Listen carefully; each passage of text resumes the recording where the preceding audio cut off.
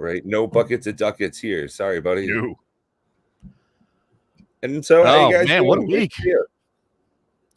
Look, it's our number. Look, I said this in a private email, so I'm gonna share this with you guys. Savannah Lions had sent out an email this week to a bunch of us content creators, and it had the box opening that Gavin Verhey did, Crazy Thumbs and all, and he was first to. Savannah sends out emails that he thinks are relevant, topical, on point, on time, and that's just awesome that he takes the time to do that.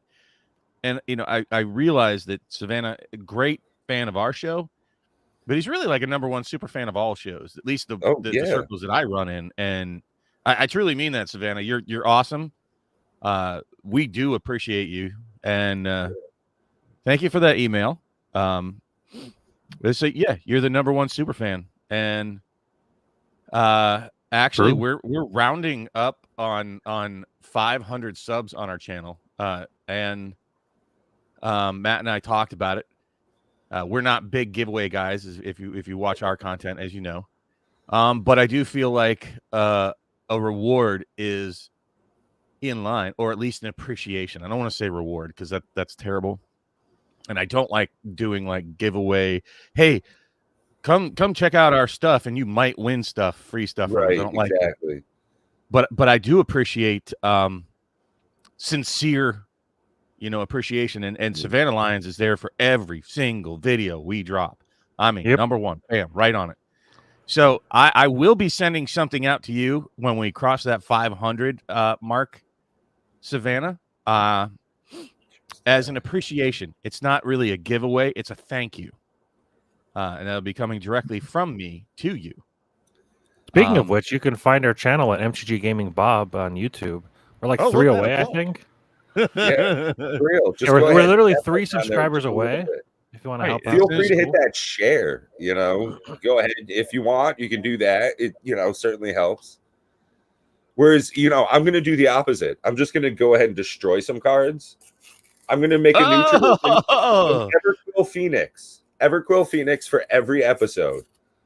So we'll go ahead and stash those away. I've actually got a huge stash over here. I've easily got 30 more. So we've got. I think it looks like a cool card, though. Yeah, it is a cool card, but they did print it into the graveyard. But Obsession, before you leave, real quick, I did give a I guess pseudo shout out for you and your mom on the collector box opening and the difficulty of getting the packs open. I don't know if you watched BBD's video that dropped this morning on his visit to come see me. So hope you don't mind me mentioning that. So now I want steak. I could always go for a steak. Yeah, see, now you got the lion hungry. Oh, I love steak. Can I just? I guess I'm just going to keep jumping on this. Aren't we great? Pumping up ourselves and our shows here, and what we were talking about prior to the show just a few minutes ago. Something that struck me watching Rudy's video. I don't know how many people have watched it at the point of us releasing this on stream. If you're watching it ex post facto, if you're here live, you should feel pretty good about watching our show. A couple things, and I'm not bashing Rudy, but he's pretty late to the game and too late to make a difference, really. Yeah. He's talking about two things, saying that number one, Double Masters is underpriced. Well, I've been trying to help anybody who will listen to the sound of my voice about it. Yeah. Buy it now, buy it fast, buy it 3 weeks ago, 4 weeks ago, as fast as you could. And I really sincerely hope that our viewers really took that into consideration. At least I don't think you should listen to what we tell you to do, but I hope that you at least go, maybe I should look at doing that. And Rudy's telling you, like, if you're watching the news doesn't say, hey, run down to the store, buy gas while it's cheap. We're not saying go down, buy these things while they're cheap. We're saying you should have. In retrospect, it's just presenting information. That's all this is. Well, and what I'm saying is, like, when we were saying this weeks ago, the box prices were, $224 forever. We've been talking about the funniness of it switching up and down on Amazon for weeks now. And A couple of things about Rudy's show, and I like referencing him. Sorry, guys. I'm going to preach here for just a minute. He agrees that the collector boxes are where it's at. I've been saying that all along. I agree. He's saying that they are essentially the VIP packs. And not only that, they're $25 cheaper per pack than they were for Double Masters, which we've also been saying. I mean, we literally broke down the contents of both here on this show weeks ago. Yep. The difference is Rudy comes out with his video today as of 6/25/2022 or June 25th. Our videos and our streams came out weeks ago when you could actually take action on that and get those things at a severely discounted price from what they would be today. So if you're watching this, pat yourself on the back. It's $60 more expensive on average now than they were when we were talking about it just a couple of weeks back here.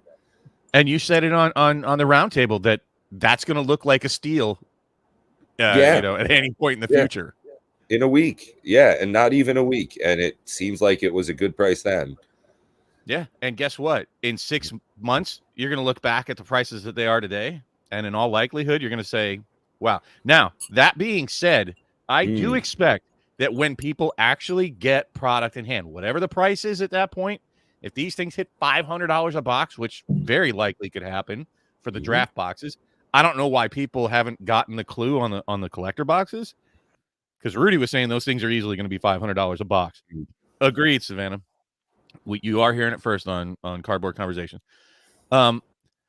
So I'm just saying this now. I think that people woefully have it wrong with the collector boxes. They should not be as cheap as they are relative to the draft boxes. It doesn't seem right.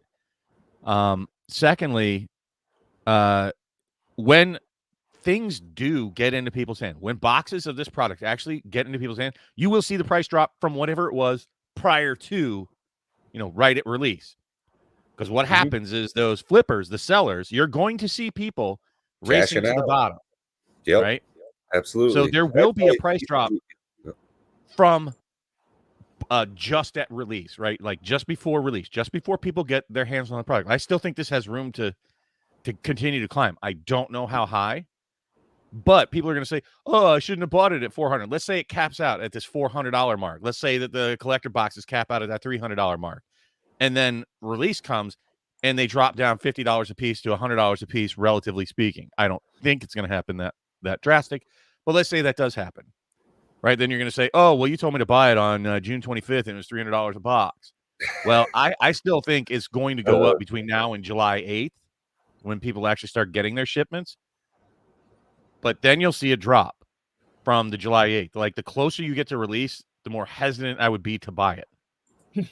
Because then you'll see a drop. I don't know to what degree, but you will see that drop. So you're hearing it here now. I'm telling you this on June 25th.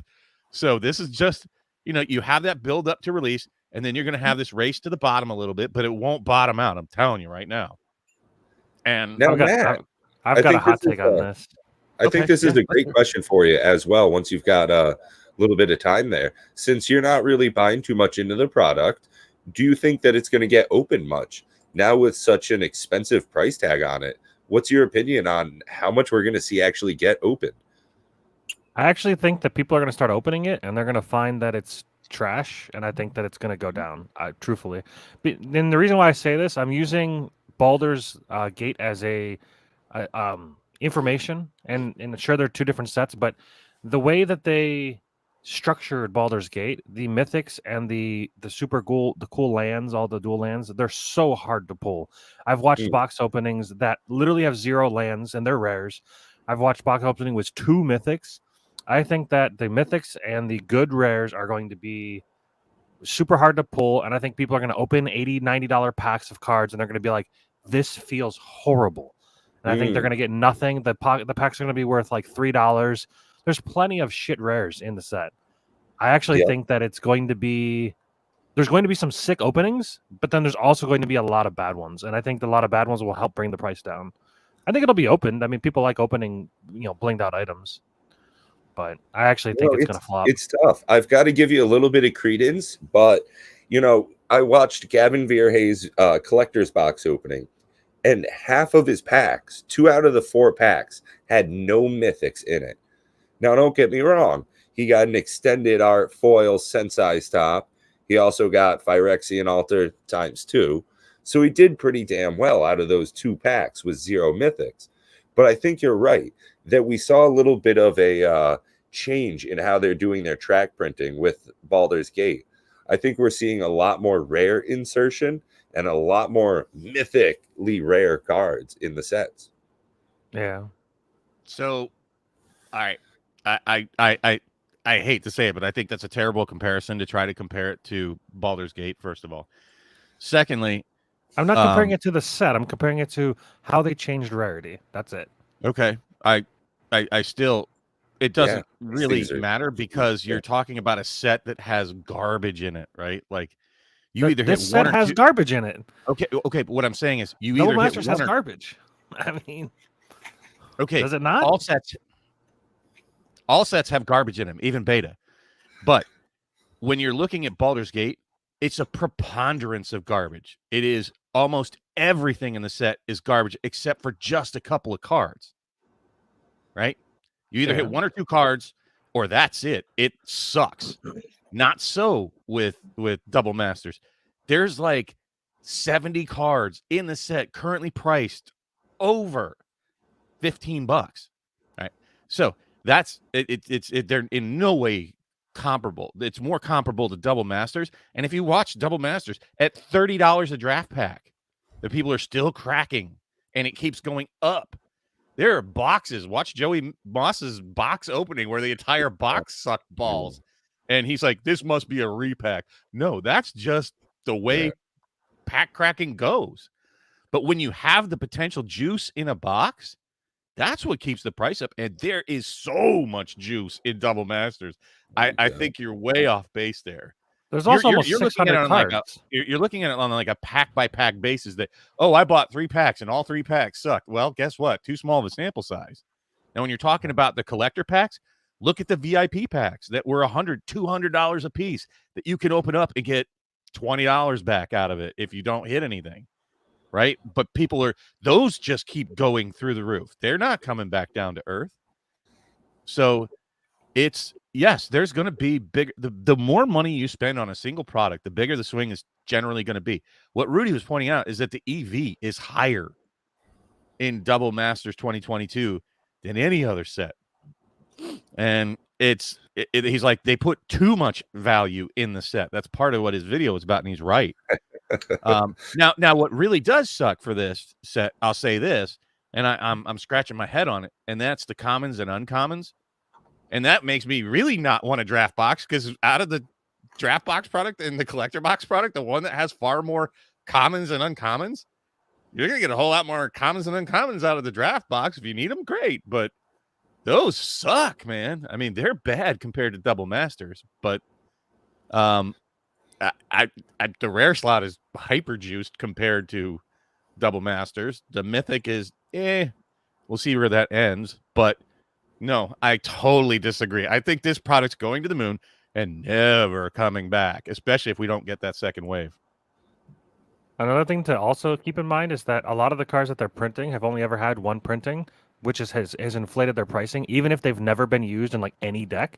Now you're going to have a final printing of those cards. So they're going to go from $15 to $1. So all those $15 cards in that slot, I don't know how many of them are there. Well, they're going to go down. I think you're kind of off. I think you're kind of off there. And this is where I was really going to take a look at it today. I don't even know if Time Spiral Remastered was as tight a print run as this thing is. It was not sold out pre-release. Well, yeah, them artificially reducing print run is definitely going to help.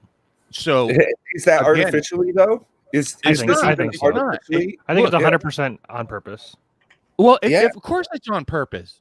Why would they want their cards to be 25 cents a piece for Imperial Seals? They don't want that. Nobody wants that. People would be screaming. Look, you can't make people happy. Hey, make the cards cheaper. Guess what? A lot of cards are about to get cheaper. Even the single printing. You're saying that Imperial Seal is going to drop down to nothing? What if it's so rare that it's like 1 in 200 boxes on boxes you can't get in the first place? Yeah, I was just looking at it's not going to drop to zero, folks. I'm sorry. People are going to see this when the numbers come out.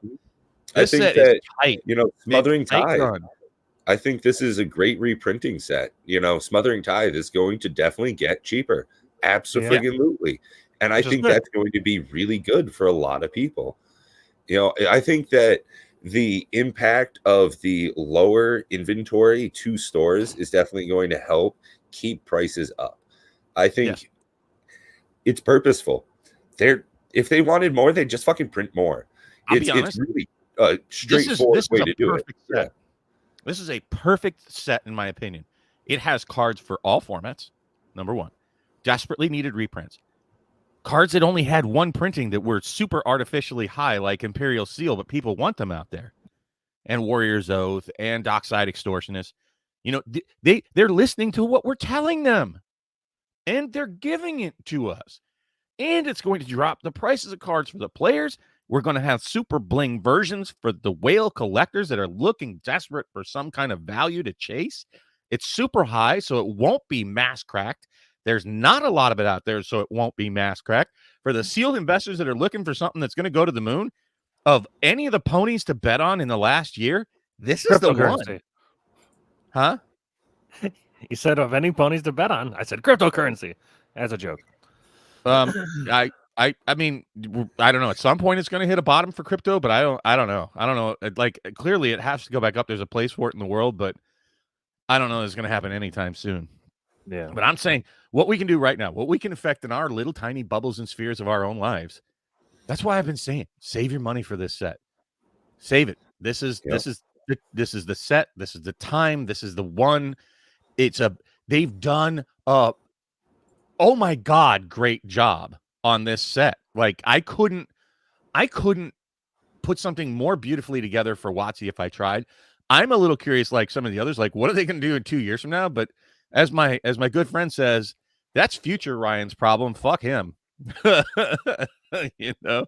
So the value is here. I mean, I went to the list and I was trying to pull stuff. I'm like, oh yeah, that's great. Oh, that's good. I didn't think about that one. The only one that missed was the Ancient Tomb, but okay. I did call Smothering Tithe a long time ago, but I thought they wouldn't once they put it in the DCI promo or the Judge promo. They did. I didn't think they would do Ragavan. They did. I called Mana Drain. Nice. There you go. Matt was on that one. Yeah. Sharp eye that fuck. So with a recent conversation we had with a gentleman from Lotus Lookout, he actually owns 2 LGSs out in the Midwest, and through his distributor there, he's actually gotten confirmation that this is going to be a single distribution wave, that there is no expectation to get any second print or second release. So whatever comes out, comes out. Now, there's nothing to say that Amazon not getting through distributor direct to WotC, that they'll have a similar time spiral situation where later on, you know, even right now, you can go ahead and get a box of TSR for, I don't know, $374 or some such US. Now, that's because they have stock of it. So there's a good chance that you'll see this product still available in 6-12 months, but for a $500 or $600 price mark, in my opinion. So yeah, I mean, amen on that. And I specifically, if you remember, I pinned his feet to the floor on, is this a one and done print run, from a question that we had from one of our viewers, and he confirmed that is indeed the case. I would like to circle back to Savannah's question about how much is going to be open percentage wise. That's an impossible question to answer, but in my opinion, about human behavior and the vast preponderance of people, when I bring up sealed stuff, including my own channel partner, I can't understand why you keep stuff sealed. I just want to crack it, right? I'm going to tell you, when they get this hot potato in their hands, this is the hottest set we've seen in years.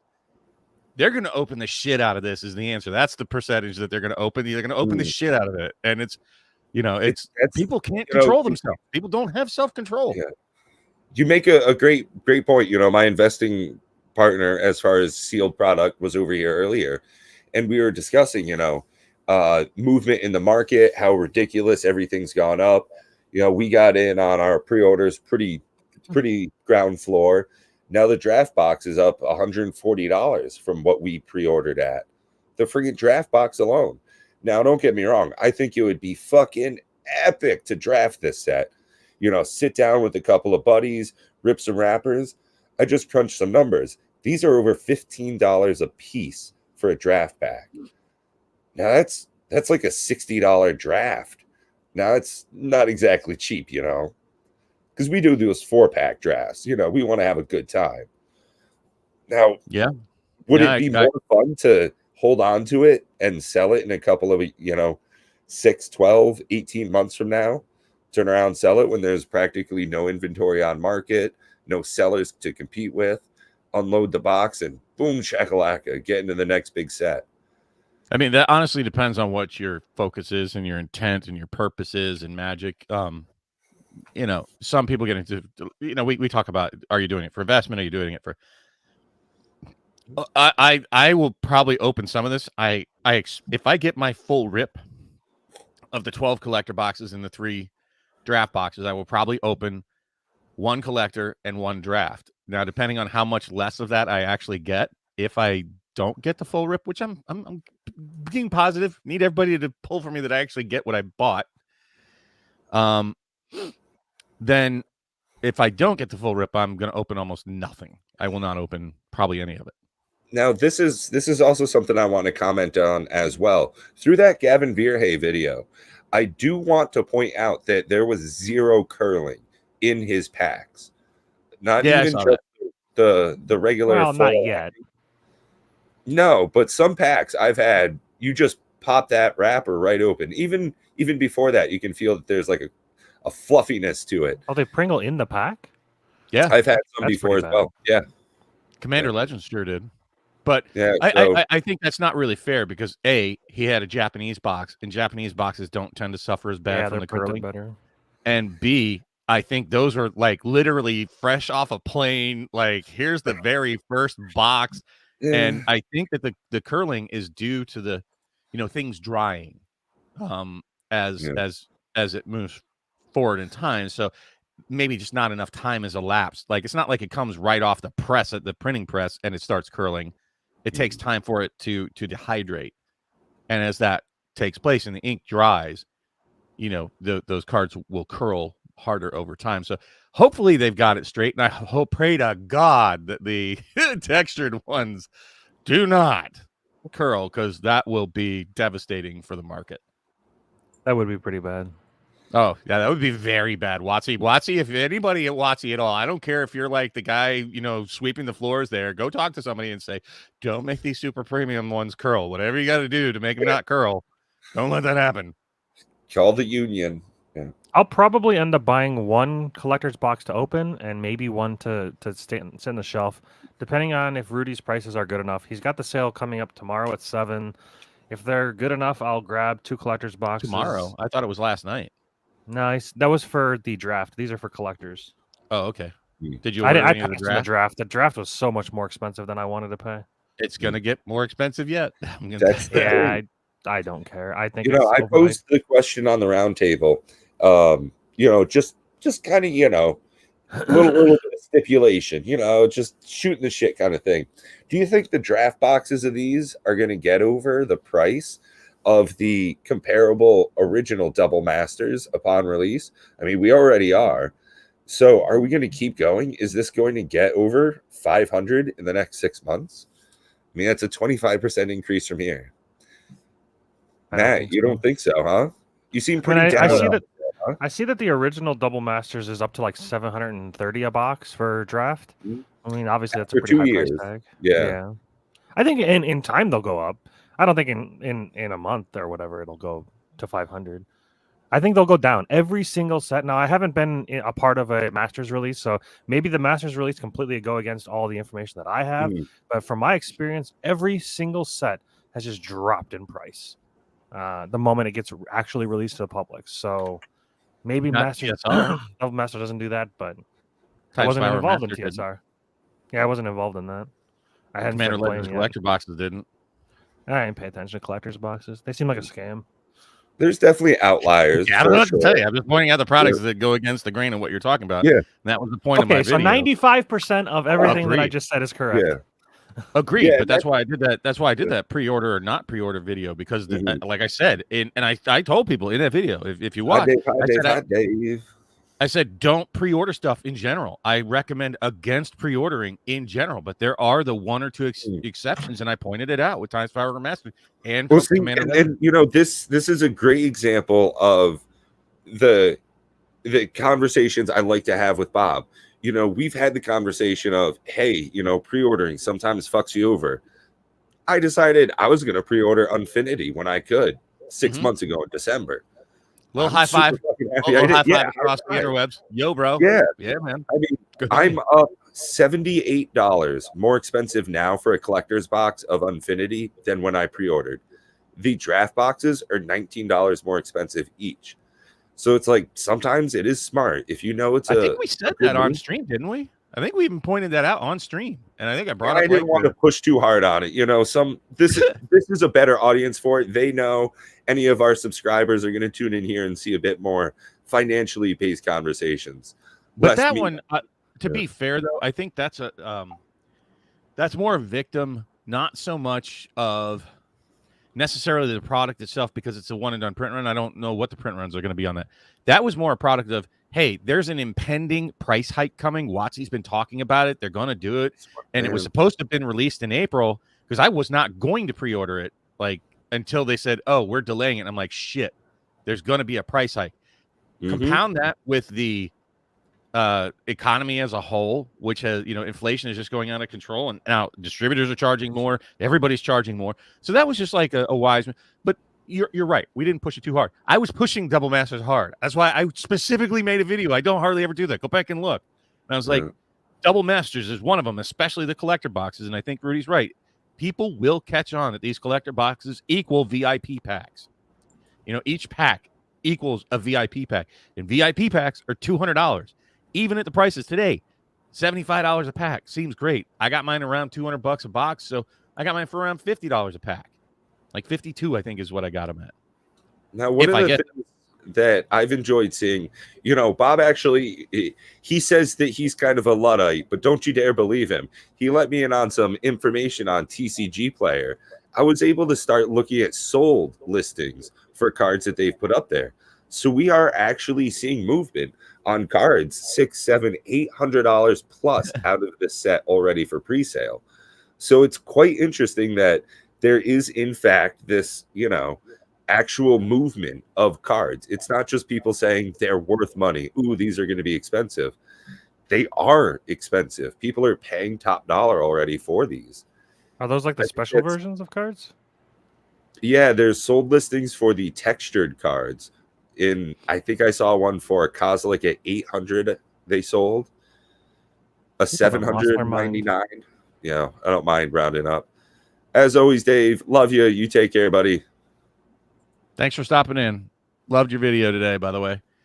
I would love to address Savannah's question, though. So, wow, there's a whole lot to unpack there. That's, whew. So real statistics in EV. Wow, that's going to be a tough one. So they're going to go down. Like the short answer is they're going to go down. But look at the EV on a box of like Lorwyn, and look at the box price of it. And it's super comparable. I bet there's more Lorwyn printed than there is Double Masters. Right? Like box for box. Look at the EV of a box of Kaladesh. And then look at the box price of Kaladesh. No, that's one of the wonderful things. Big shout out to Matt Caster Mage for his Saturday videos on Market Mover sealed boxes. So he will, for every box, give you the EV as well. Now, that's a big thing. It seems that on average, the price of a box is almost double the EV. It seems pretty standard, unless it's a new release in the last 6 to 12 months where things are a little bit fluctuating still. Corona releases are a bit different, but on average, it seems EV is half of the price, whereas the longer you get from that standard, they certainly go up, keeping a sealed box. But yeah, sorry, Bob. Well, no, that's okay. And well, more information here. I got to slow down a little bit, Savannah, so I can address your questions fully. So to peel back the second I would actually go one step further, Dave. I love the idea, and I would say for every box you open, leave one box sealed. Boxes, boxes are where it's at.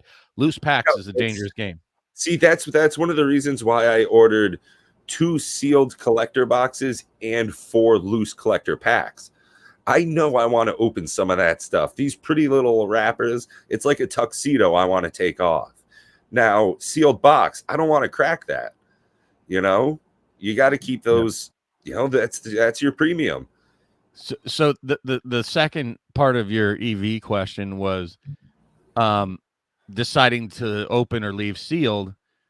The real deal there is if you have that potential hesitation and you're not a wrap ripper that just has to do it, you know, if you're not a pack opening addict, love you pack opening.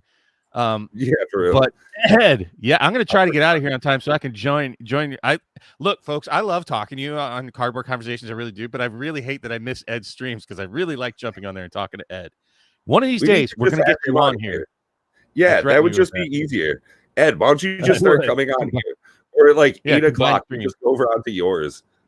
We'll go all Ghostbusters and cross streams. But so if you have that hesitation, then the simplest answer from me is don't open it.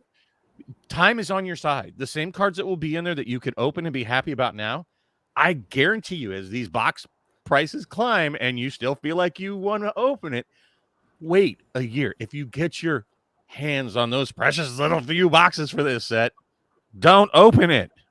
Don't open it. Look, there's going to be enough people that don't watch me at all in our streams and don't listen that are going to crack the shit out of this. There's going to be stores that crack the shit out of this because the EV is just too high. So I've been watching MTG Goldfish. I'm not a big fan of Seth's voice. It doesn't do it for me, but he does have some great information. He's been keeping a spreadsheet of all preview cards, what they're going for, tracking their movement in the market. What's that?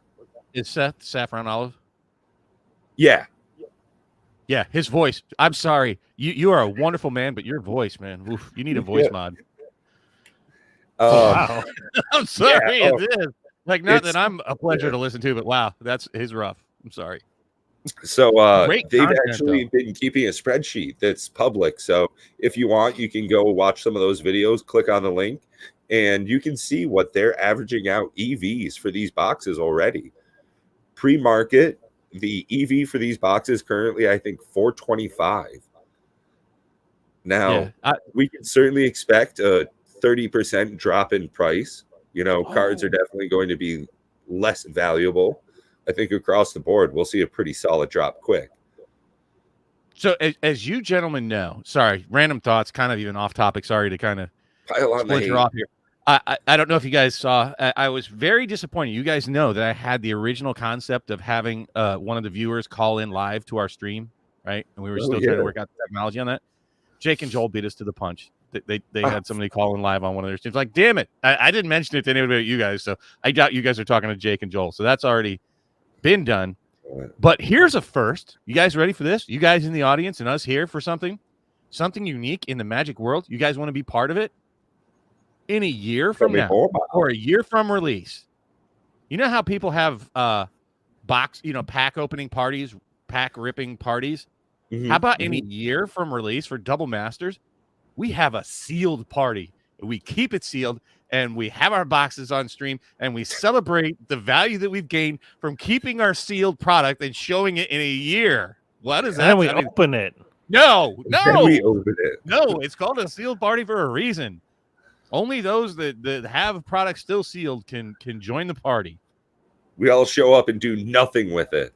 Yes, we just show sealed. Look at this. It's like, ooh, my precious. You know, my seal. Do you know how many people call me to open this the second I pull it out? They're like, are you going to open that invasion pack? No. And guess what? It sits on my desk as a reminder. Yes, discipline. Keep it sealed. You can keep it sealed. You can smell that sealed goodness. But you can smell the cards inside it. They smell better. Go get your proxies.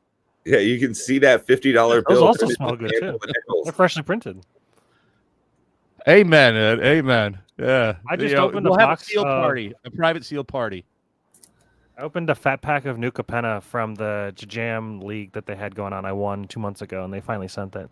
So I opened that up, and it was crap. There was a video that just dropped on our channel about that, and it wasn't very good. It was meh.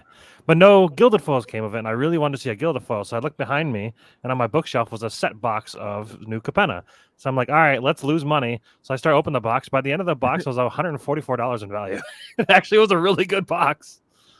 Yeah, the set boxes are definitely like Streets of New Capenna set boxes. I'm surprised the value is there for that. Like if you're buying New Capenna, the set boxes, period, that's it. So I have an idea. For everybody who shows up that has sealed. How do we prove it though? How can we prove that they actually have it sealed? That we, I don't know, have some sort of signed card giveaway for those that can keep it sealed for a year. You know what I mean? Like we give them a keyword that they have to have a photograph or have their box with that keyword written on it and send it in to us to prove that they have it. And everybody that has that keyword, we do a giveaway. I don't know. It could be something goofy, but just a sort of pat on your back for having self-control with Magic products. For those that intend to have sealed, to keep it sealed, for Double Masters, whether it's a collector box or a draft box, to keep it sealed, we give you a keyword. And then the next week, for everybody that sends us one in with the keyword, you know, we have some sort of signed card giveaway. Be interesting gimmick. A sealed party for all these pack opening parties or draft box opening parties or whatever. We have a sealed party to show our discipline and our solidarity. Keep it sealed, baby. Keep the wrapper on it. Hey, Pac. Good to see you. Pac would definitely not be part of that. You know, that's one of the things is he's a smart fella. I've talked with him a number of times off stream. Oh, no, we play Spell Table a couple of times. Also, don't go easy on him. He seems nice, but his decks aren't. Pac. That's a lot. He's a smart investor. He's not just doing he loves stupid packs. So he started the same way I did. He just wanted to share his love of ripping wrappers, but he's a smart businessman. He's definitely keeping some of that sealed. He knows there's money in it, don't you? That's a lot. I mean, that's over. Pack Opening Addict. Are those pre-orders or are those confirmed? Like what? Because I'd like to know what your price. You have them. Oh yeah, I need to point that out too. By the way, for like one of the TCG player, I asked that. Oh God, his name was Eric. So I'm sorry. I want to give his store and his what was you said it was what the Lotus everybody. The Lotus something the Lotus his store the Lotus Lookout. Yeah. Okay, great guy, super good information. If you haven't watched that, it's definitely a round table, at least the sections where he's talking about stuff, super informative, really good insight. One of the questions I'd ask is I saw a seller on TCG Player with over 400. It was 411 collector boxes at the time. And I'm like, wow, there's 8 in a case. That's like over 50 cases. And he was saying that for the entire Midwest, all stores, all distributors, was 1,000 cases. So what's the likelihood that you got one TCG seller that's going to have over 50 of those when he's saying that most stores are getting like 192 packs, not boxes? Rudy just stated that he got 3,000 collector boxes. Rudy's a little different animal. Rudy's right. I get it. He had to do something with distributors. He had to buy all their Baldur's Gate. He had to buy all those Baldur's Gate. Oh yeah, and he has, he's got millions to throw behind, getting deals and getting complete allocations for things. But when Lotus Lookout said that there was 1,000 cases available for the entire Midwest distribution, those are hard numbers to deal with, right? That's 4,000. 2,500 to 4,000. Huh? Yeah, he's got upwards of 4,000. For some reason, he gave us a range of 2,500 to 4,000 of how much he got of the collector's boxes. Seems like he's still worried about delivery as well. Right. He's allowing people to buy 1, 2, 4, 8, but he didn't list a price. So that's kind of annoying. Well, it's going to be $300. I can guarantee you. Rudy doesn't save you any money. I'm sorry. And whatever his reasons are, my problem and why I stopped being a patron is, well, you're paying him $15 a month every month for that privilege. And most months I bought nothing because I don't need 25 freaking Crimson Vow boxes. I don't need when the only thing he's selling is Strixhaven and AFR for months on end. I don't need those. I didn't want a single case to begin with. And then following that, it's like, sorry. And so I'm paying you, at $15 a month, you're over $200 a year paying him just for the privilege of that one time a year. You're going to actually make a big purchase. Sorry. When you divide that up, you're really not saving any money. And I'm not trying to bash Rudy. Y'all be his, patron, and I love him, and I think he's great. And, I think he's a little out of touch I at the enjoy his moment. content. And, I felt as though giving him that extra $15 a month, I wasn't getting anything for it myself either. Uh-oh. Pat, poor Pat. I don't know if you need to reboot, man. This is like the third or fourth time you cut out. Bad tech night for Pat. But I'm just saying, my biggest fear now at this point is not so much the pricing. I think that we've already, if you've missed the window, you've already kind of missed the hyper jump for now. It's going to continue to go up, and it'll be very similar, if not exactly like Double Masters, where this is going to be double the price that it is now. And in a year, you're going to look back and say, man, I wish I had been able to buy those at $390 a box or whatever they are. But, I like I said, if you wanted the best prices possible ever, you've already missed that train. That's gone. That's never coming back for either of these, either the draft or the collectors. It's just not going to happen. Sorry. Yeah. But I'm more fearful now of actually getting what people ordered. Right. I think there's going to be a lot of shenanigans with it. I don't think people are going to run away in mass like what Rudy was talking about, where stores close down and go on the FBI most wanted list, like just over Magic. Yeah, I think, Pack Opening Addict was definitely smart. Placing a large order with one store is definitely a lot of eggs in one basket. So by putting, a case here, a case there, a couple of boxes here, a few there, kind of smart, unless you are absolutely guaranteed for your distribution. I made sure I went through Amazon. It's always been my preference, especially with the way that they lock in prices so well. They're guaranteeing certain amounts of, delivery. So that's one of the things I like to do. Okay. I normally we'll make sure to don't pre-open your packs for you and pull out all the good stuff. I don't normally pump Amazon. That's the thing.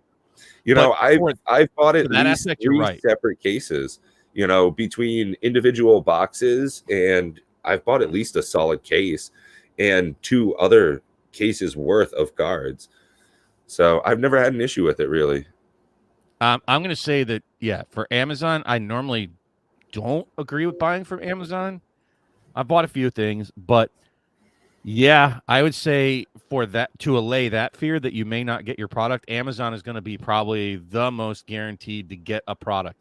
But the guy that was selling 50 cases on TCG Player, and then he sold out, and now he's back at the top again with another 150 boxes or something today. I saw him like, something's just telling me this guy's going to sell, collect all that money for a couple weeks. And when you're into the hundreds of thousands of dollars and you're getting interest, and some places give you interest compounded daily, and then he has to just refund you in like over a month from now, because by the way, they said that the product's going to be delayed. He's going to have your money for 6 weeks or longer before all this is processed through, gets a couple of months of interest off your money, refunds you your money, probably covers the fees plus some. So he's not really out anything.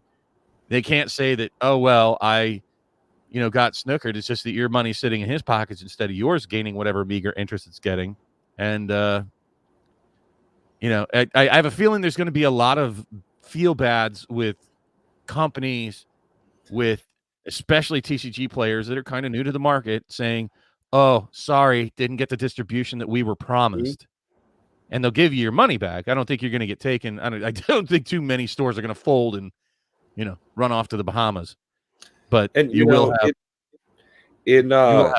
finances. There's always a quote that comes up from Warren Buffett, is that there's no perfect time to buy and no perfect time to sell. So even though, maybe it wasn't the best price ever, sometimes it's just a frigging good one. That's one of the things, it's just life in general. You're never as beautiful as you are right now. So they say. Yeah. So, one more thing I really would like to talk about tonight, because I am going to duck out a little early if you guys want to continue to go after this, but I really want to catch that stream. I'm sorry. He said he's not streaming. He has family over. What? Yeah, he said in the chat he's not sharing his Oh family. shit, I over. missed that. I don't catch all the chat. I'm sorry. No Sorry. worries.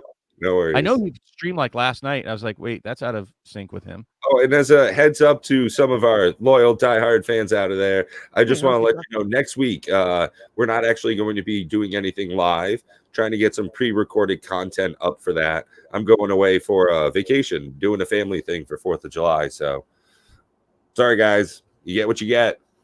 How speaking dare of you have a vacation- life outside of Yeah. streaming? Hey, if I'm lucky, I come back with 10 fingers and 10 toes. I still hope I have that third leg too. Ciao. We got to start asking who of all the people are going to be going to the Las Vegas Magic the Gathering 30th year anniversary party thing convention. I talked a lot to like people behind the scenes, and one of the big ones that said that they may make it would be BBD and his crew. I keep pushing Pat, but I'm getting a very soft answer from him on that one. Yeah, that's not going to be a thing. I'm definitely not going to be able to make it. Ah, that's sad. Very sad. Well, Would like it's actually for a good reason. My new position, I've actually gotten like bumped up in the food chain here a bit, so right on. just got another raise for it, but more work. It's also looking like I should be able to work from home, like for Nice. probably like 12 out of the next 18 months. So I'm super fucking jazzed for that. I've been working from home for the last 2 years, and it's amazing. I never want to go back. That's what I've heard. Like, you know, So Ed, sell some of that older reserve list stuff and come join us in Vegas, buddy. Yeah, we'll be there. That'd be baller. Rob and I will definitely actually, be you there. know, that would be really fun. You know, Ed, anybody else out there, if you guys want to like set up for an auction or something, that'd be really fun to do. That stuff we've done for charities over on DJ's channel has been really fun. But I think a better way to do it is that we keep all the fucking money. You know, I like money. yeah, you know, it seems so much more straightforward. It's like, oh, we have it, and I don't have to worry about, you know. I'm raising money for my Las Vegas trip. Please send me to Las Vegas, chat. That seems instead of a fine. GoFundMe, it's a bro fund. Yeah, I'm I'm with Ed. I'm you know, we're our own greatest charity. We can't even have super chats, you know. So that's how much can we shill? We don't even have super chats. But Yeah, I'll get there if you want. At any rate, no, I would rather people save their money to meet them in Vegas than give us money, you know, to go to Vegas. That would be more fun for me personally. Yeah, I mean, I'm in decent enough position that I'm not rich by any means. People have called me a whale, and I'm just gonna break that spell for anybody who's seen my seal collection. You couldn't call anything I have whale territory of anything. It's a diversification of assets, right? I put way more in my 401k by many factors than I do into Magic. Yeah, fucking so, yo, preach, brother. I just try to focus on maximizing what I want out of Magic. And I was talking to, you know, the Lotus Lookout guy, because I'm under the impression that there's just not a lot of standard drafting going on out there, and he said that they run them every Friday. I'm surprised by that. Yeah, I am no whale. If I was a whale, I could retire and I wouldn't have to worry about yeah. I'd love to be called a whale in anything I do, besides my body weight.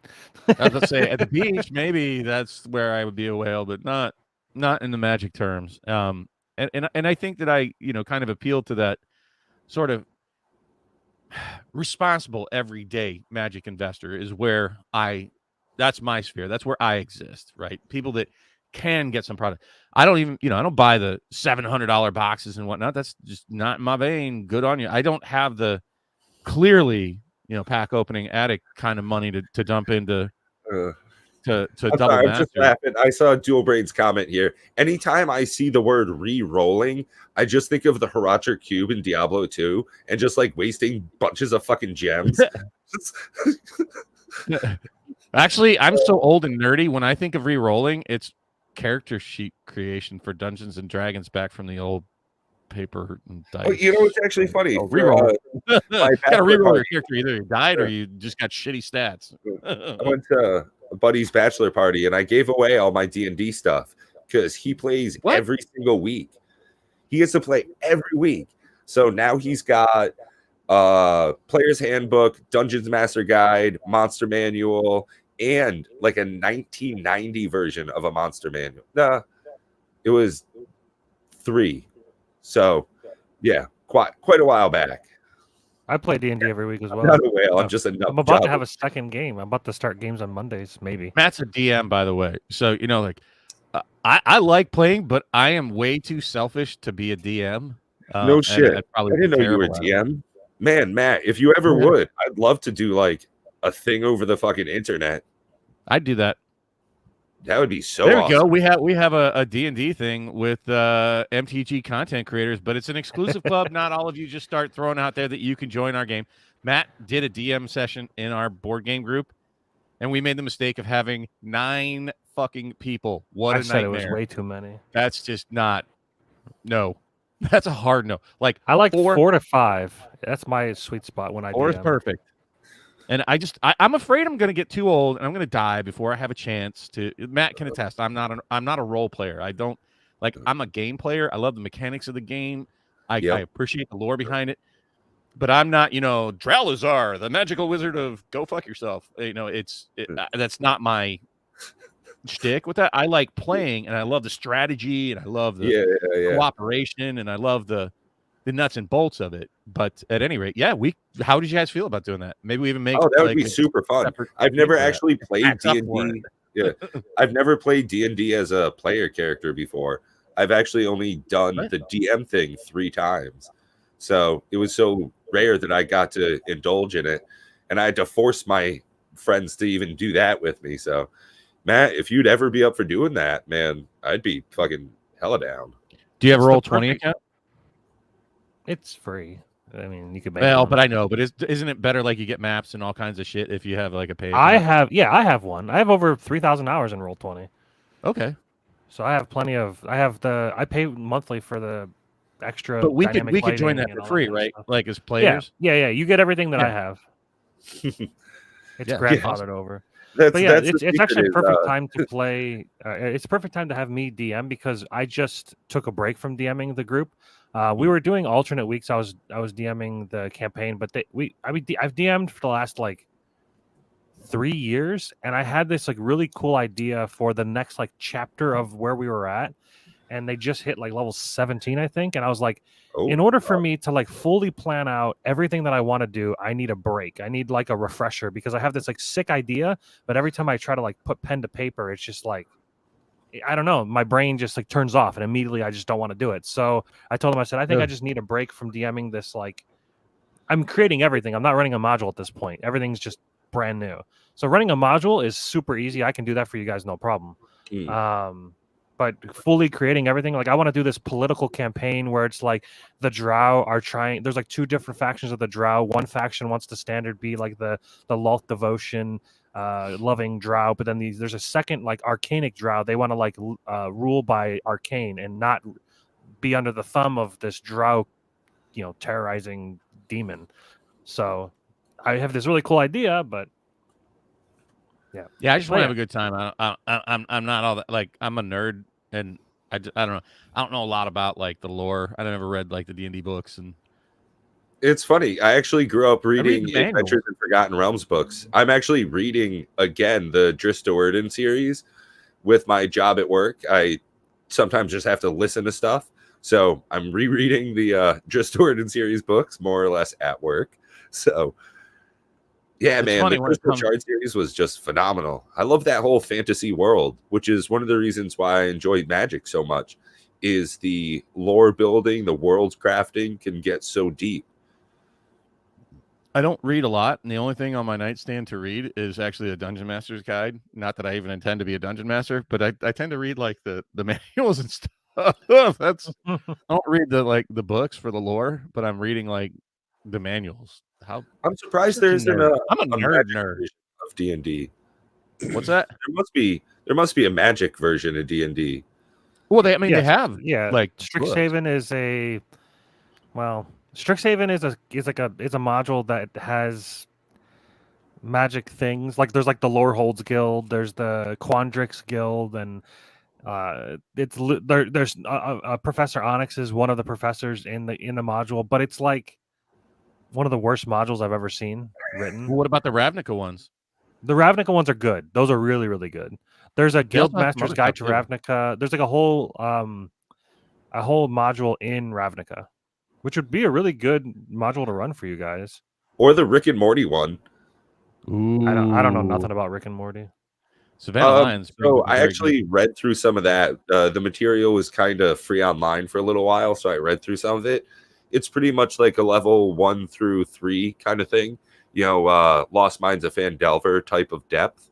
So pretty low key module. Couple of. It's a really good module to start playing D&D. Lost Minds of Yeah, Phandelver. I've never played it. We tried. Lore wise, but rounding back around. I think one of the interesting crossovers that you could get with both D&D and, of course, Magic the Gathering is going to be Lord of the Rings. Now, this is supposed to be a set getting a full treatment. Commander decks, secret lairs, draftable environment. Do you guys have any thought on that? Is the One Ring of Power going to be our huge chase? It'll be the a Soul Ring.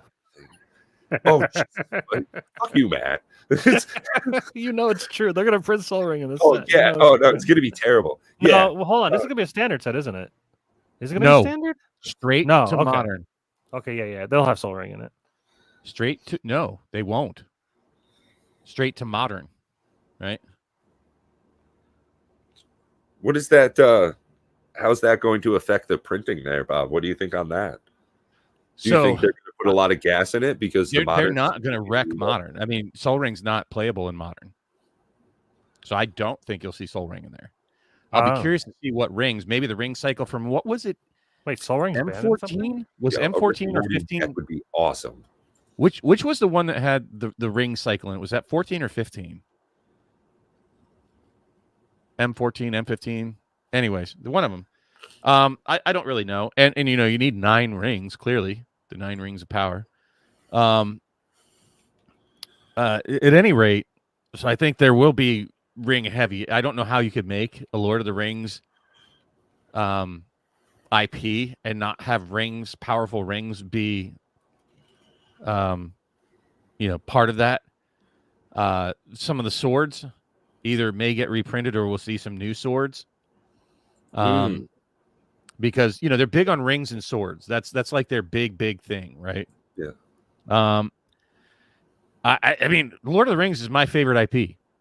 People might, if you know me, and wearing a Star Wars shirt right now, I have a Stormtrooper on my wall, and I am deeply in love with the Star Wars IP. But actually, Lord of the Rings is my favorite IP. Always has been.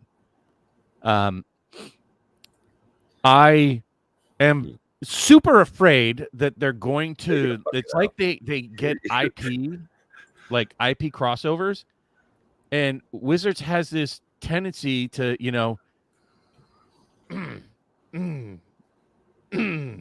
crossover IPs, and they just suck.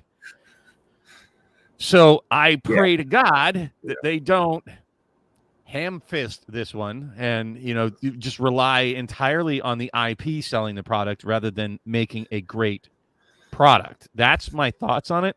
That's going to be my next. By the way, I share with everybody my targets that I save money for. AFR was actually one of them last year. Modern Horizons 2 was not my target, right? And I was just starting to become an online presence at that time. But AFR, all the way back from when I was buying, stuff in the summer of 2020 with, Godzilla stuff, that I'm like, oh, AFR is coming out. They're going to have a crossover with D&D. Oh, my God, I love D&D. This is awesome. So I saved up a bunch of money, pre-ordered D&D, and the spoilers came out. And I said, oh, shit. And I canceled all my pre-orders. And I'm like, what do I do with this money now? And I didn't really like Strixhaven. But Modern Horizons 2, which I thought was overpriced, just like you guys. And I'm like, all right, you know what? Because the previews came out pretty close together. I'm like, well, that's looking pretty hot. So here's my hot take on Lord of the Rings. We do know it's the crossover set next year. So I'm going to assume it's going to be strange, and they're going to make it a summer release because that seems to be like the crossover time for them is the summerish time frame. They did say it's going to be a full smorgasbord of everything: set boxes, collector boxes, draft boxes, commander decks. They said that they're going to, the full Monty. And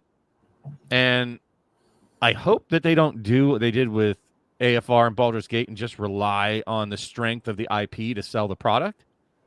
That would be just soul crushing, and it would be so any crossover IPs for the future. With a lot of secret layers, most of their themed secret layers are usually pretty disappointing too. You know, like the Walking Dead, I think that a lot of the mechanics in there, even though they were unique, I don't think those were phenomenal cards. No. A lot of the things that they're doing for crossovers are pretty lackluster. And I'm in the same exact boat with Pack here.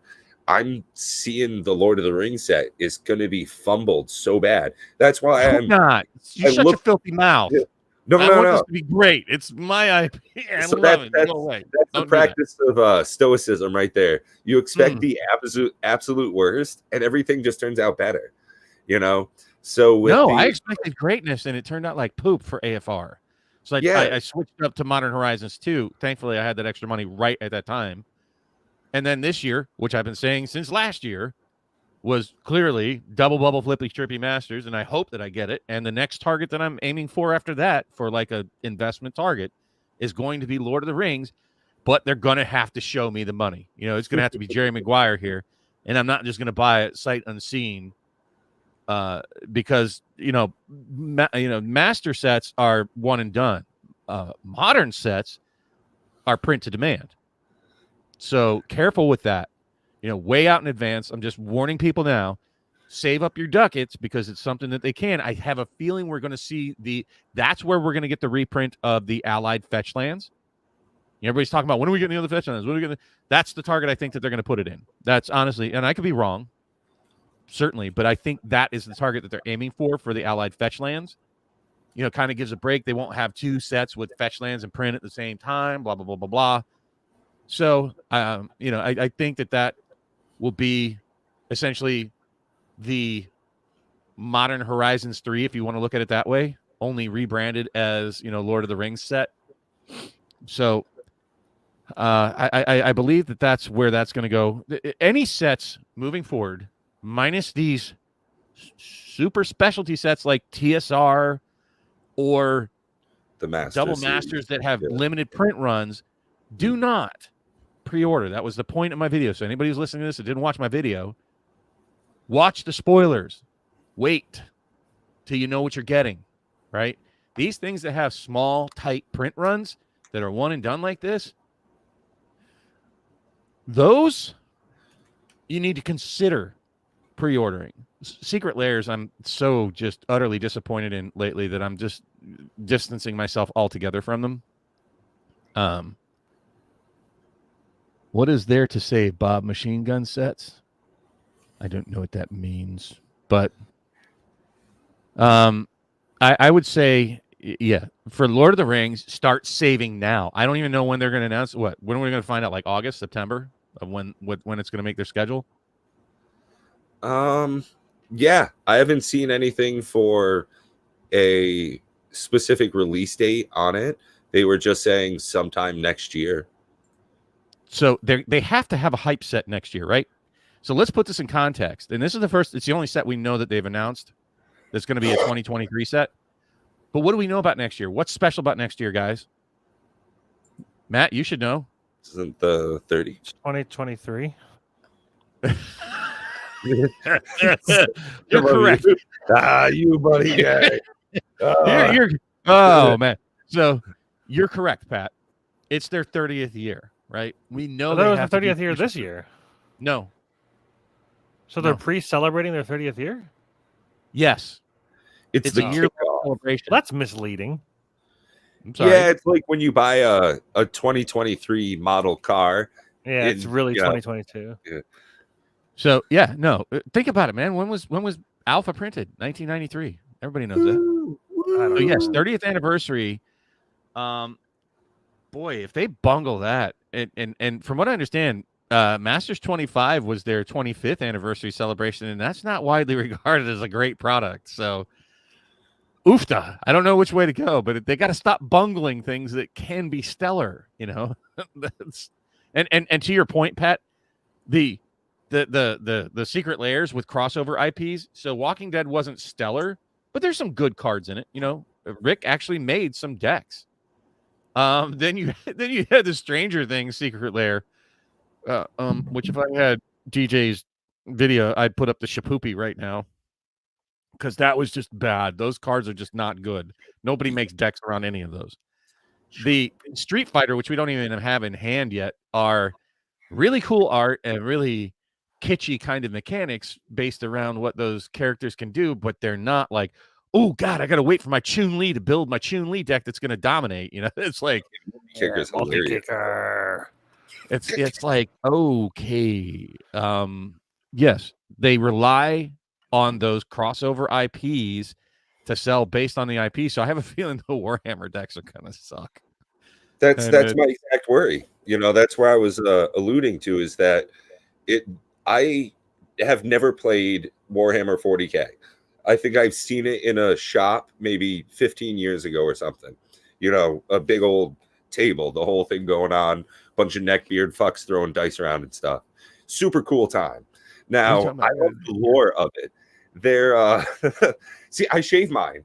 There's a secret. You do this, and it, you know, boom, gives you a line, nice and defined. So, anyways, I love the lore of Warhammer 40K. They're incredible world building skills. Now, I really hope that they don't screw it up, WotC, with their crossover properties, but my expectation is that they do a terrible job on it. It really is. The biggest thing to me, though, is that with this product, they are premiering another type of foiling process, the Surge foils. Now, we don't have much information at all on it, except it's a new specific to this product. And with the Unfinity set, we're seeing Galaxy foils for the first time as well come October. So we're starting to see that Yu-Gi-Oh! Force of Will type of crazy different foiling processes. We started with regular foils, etched foils. Now we're seeing a lot of different stuff. Do you guys have any opinion on that? Is that something we're going to keep seeing a burgeoning of? Well, I mean, I was waiting for Matt to chime in on that. I was reading Savannah Lyon's question. What was the question? Or comment. What was the question? Sorry. Are we getting more foils? Different kinds of foils? Different types of foils? All the time. Oh, you mean besides the texture that they're doing now? Yeah, they're also. I think they're always going to Galaxy. Yeah, I think they're going to continue to try to innovate and make flashy new cards and see what sticks and what doesn't. Especially if they can nail down the non-cringling. Yeah, for real. No more Santa Claus here. Like we don't want that. You mean pringling, as in like the? That's why I said cringling and I said Santa Claus. But at any rate, yeah, I mean, I agree with Matt that we're going to continue to see them experiment with different kinds of things. Maybe not even just the foiling, but in other ways we don't even expect, with destructible cards. I think that's part of the future, right? I just think that is. Just wait for reverse hollows to start coming out. Actually, Magic was probably the very first destructible card format or destructible game piece format that I ever saw. They did have one of those unglued cards, I think. Rip it up, throw it in the air, everything it lands on destroy, something like that. Well, and that stems from somebody that what people were doing back in the day with Chaos Orb, right? Oh yeah, they would tear them up into confetti, and I think it was some sort of Chaos Orb in the Unfinity, and they just kind of gave homage to that.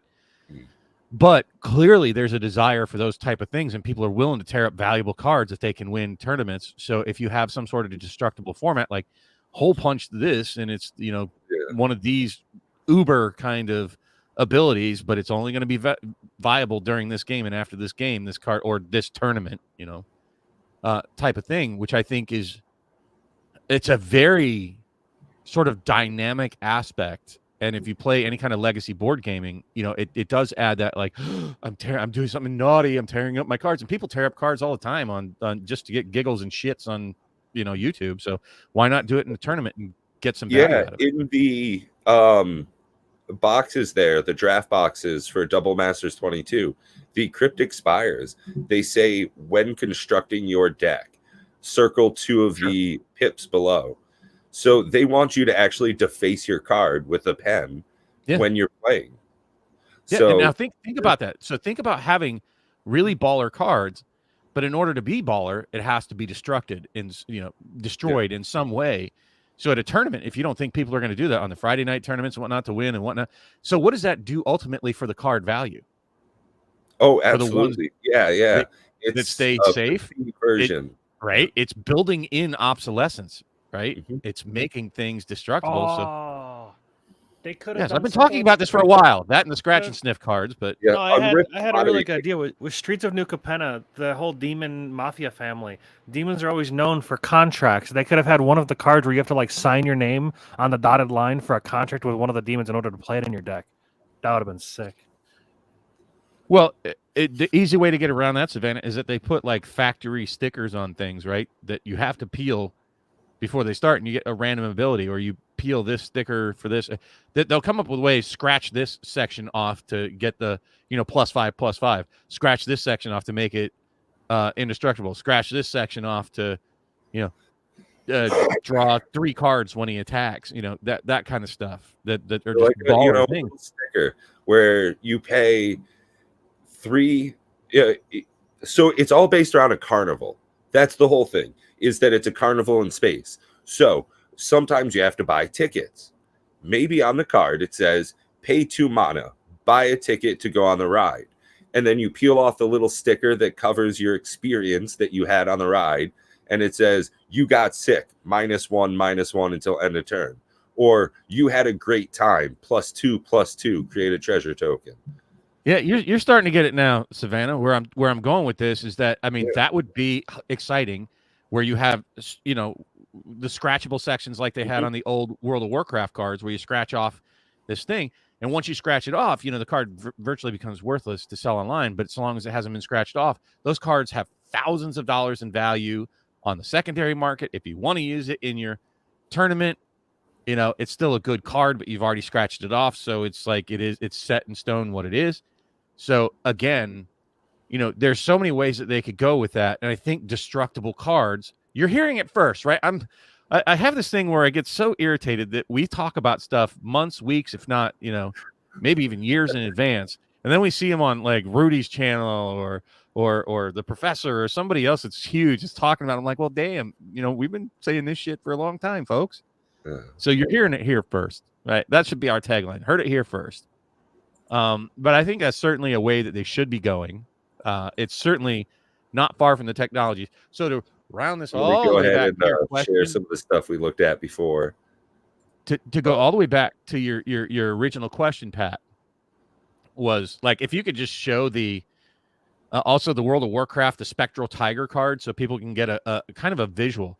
Yeah, see, they already are indicating like, hey, we have a peelable sticker here. And then if you look at the draft box, there's a circle about that size that's just black, right? And it's conspicuously missing. My internet absolutely loves what's going on.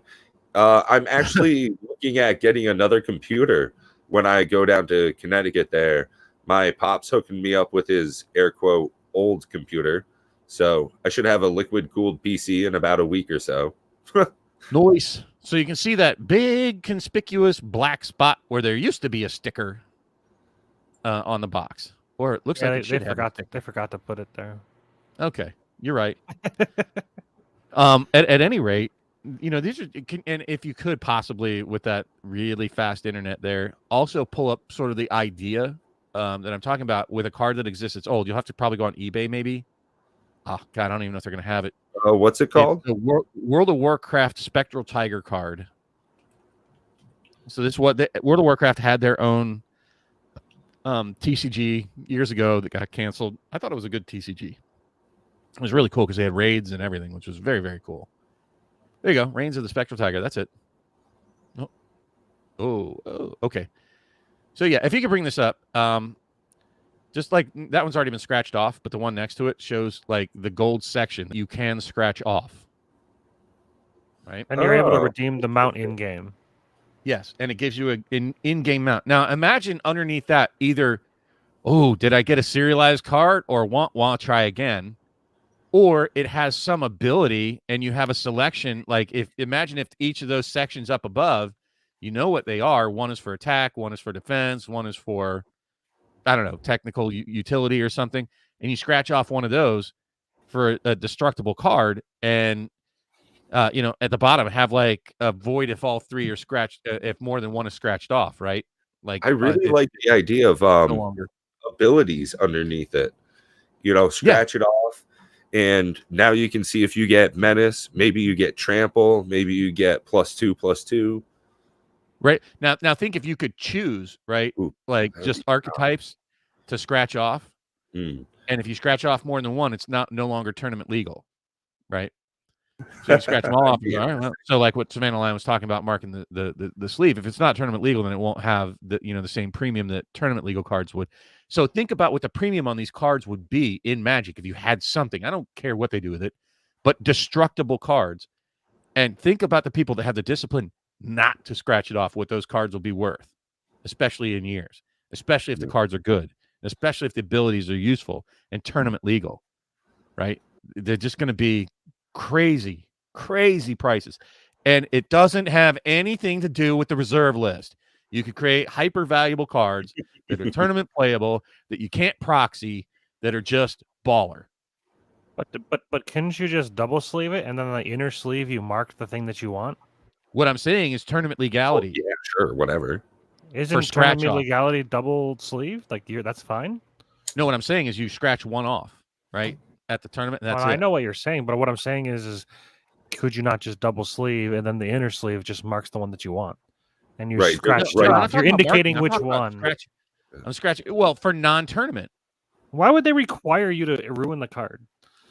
I feel like Because as long it as you're makes people- indicating the exact thing, I think it's fine, right? I mean, It's the whole point of the destructible cards to increase value, to create value out of their product. Because people bitch all the time that like, oh well, the only cards that are ever going to be worth anything are reserve lists, so it doesn't encourage new investors to buy into stuff that didn't buy into stuff 40 years ago.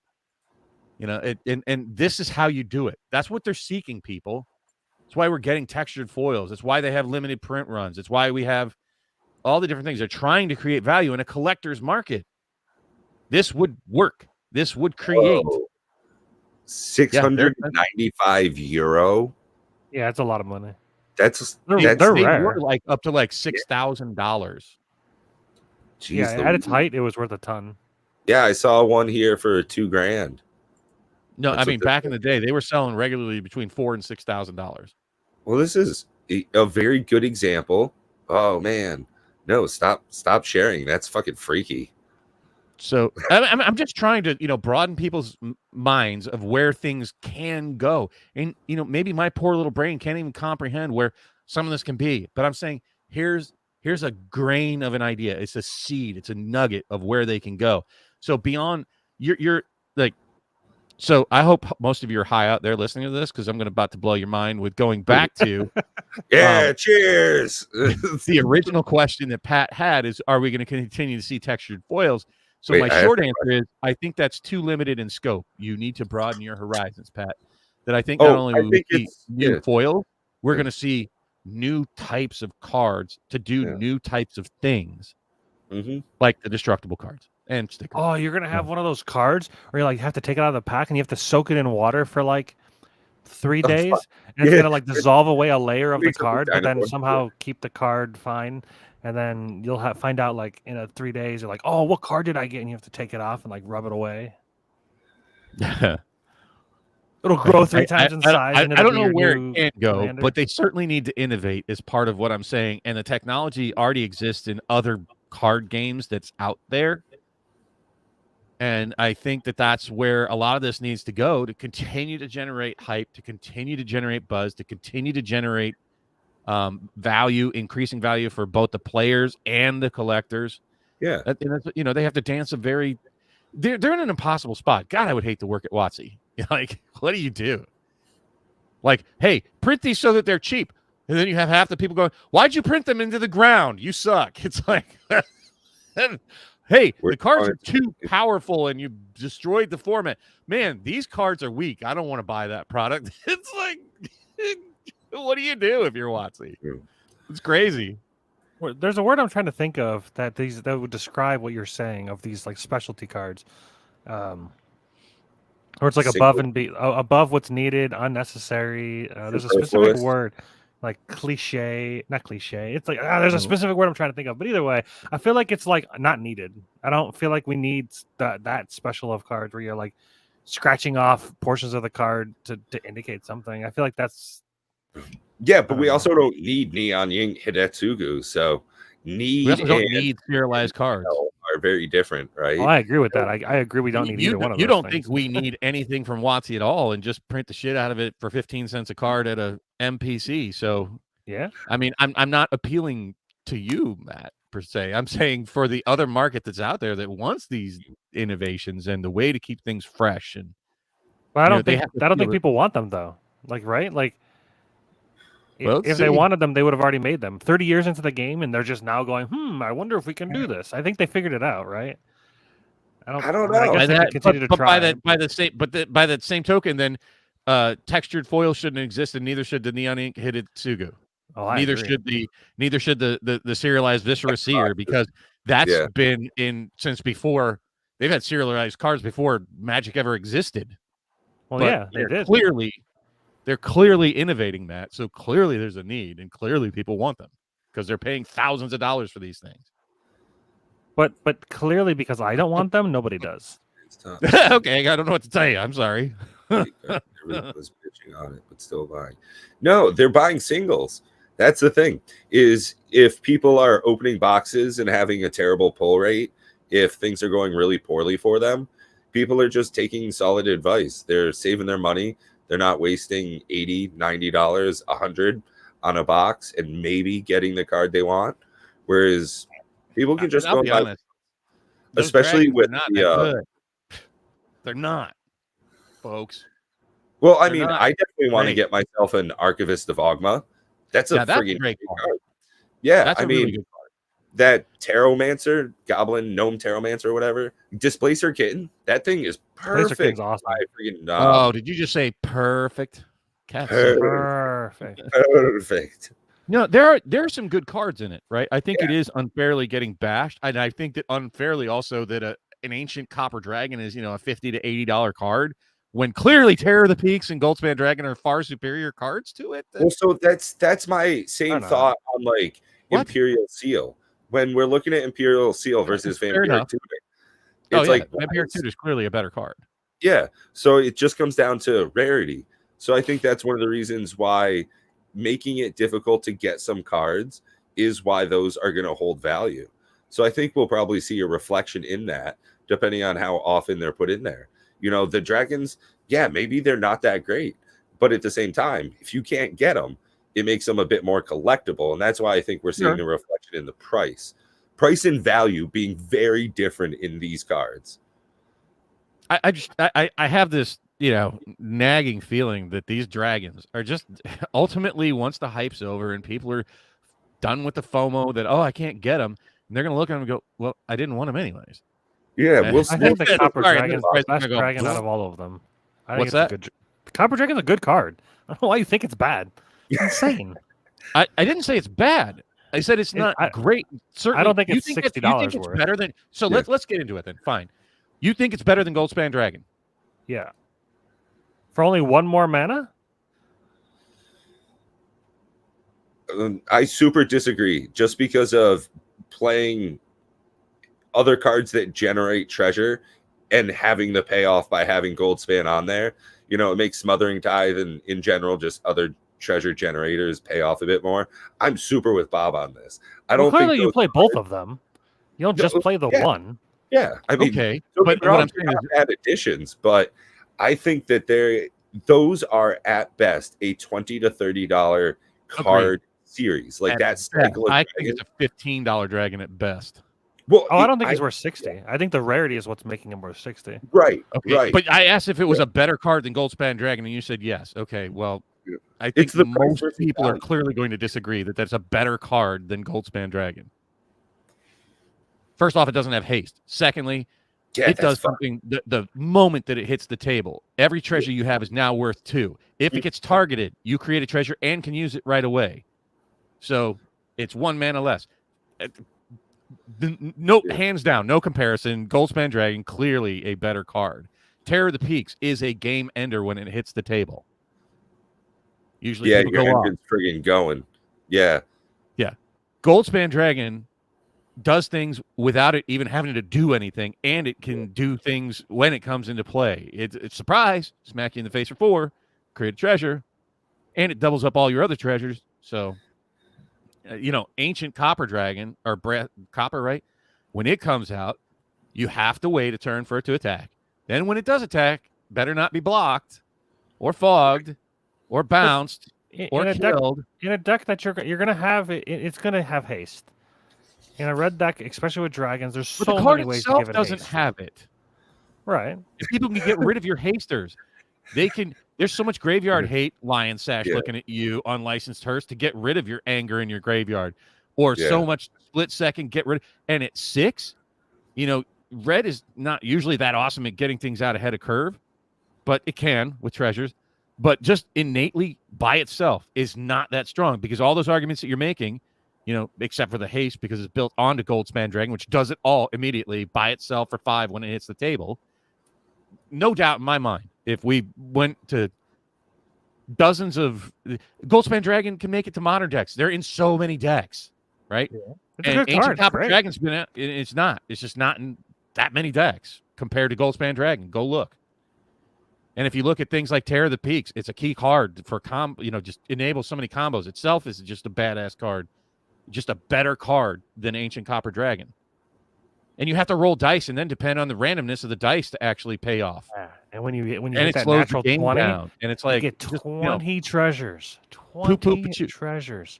Yeah, It or pays for one. itself threefold. Or 1. That's a pot that's just as likely to hit a 20 as it is a 1. Right?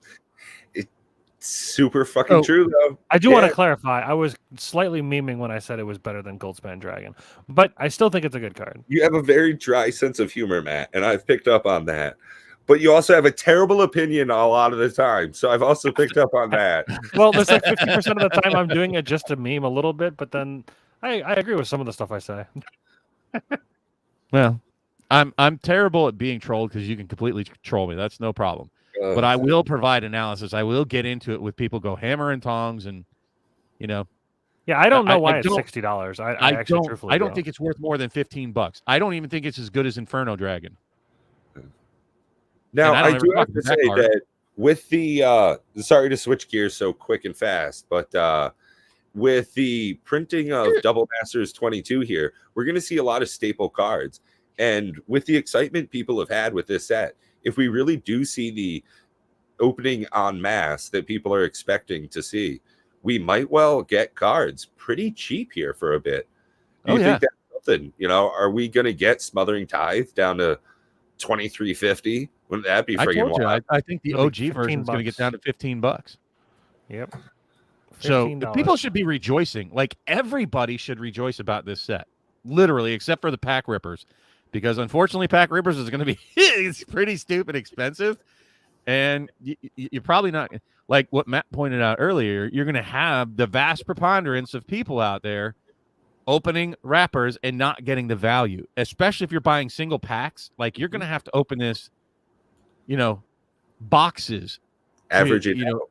to average your values out. And boxes, you're talking like $1,000 to get into like 2 boxes to even try to come up with, roughly getting your money out for your EV, for your money in, right? This is not the set for that, folks.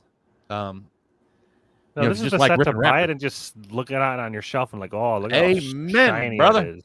That's exactly what you do with it. And you come back in a year from now and we have a sealed party about it.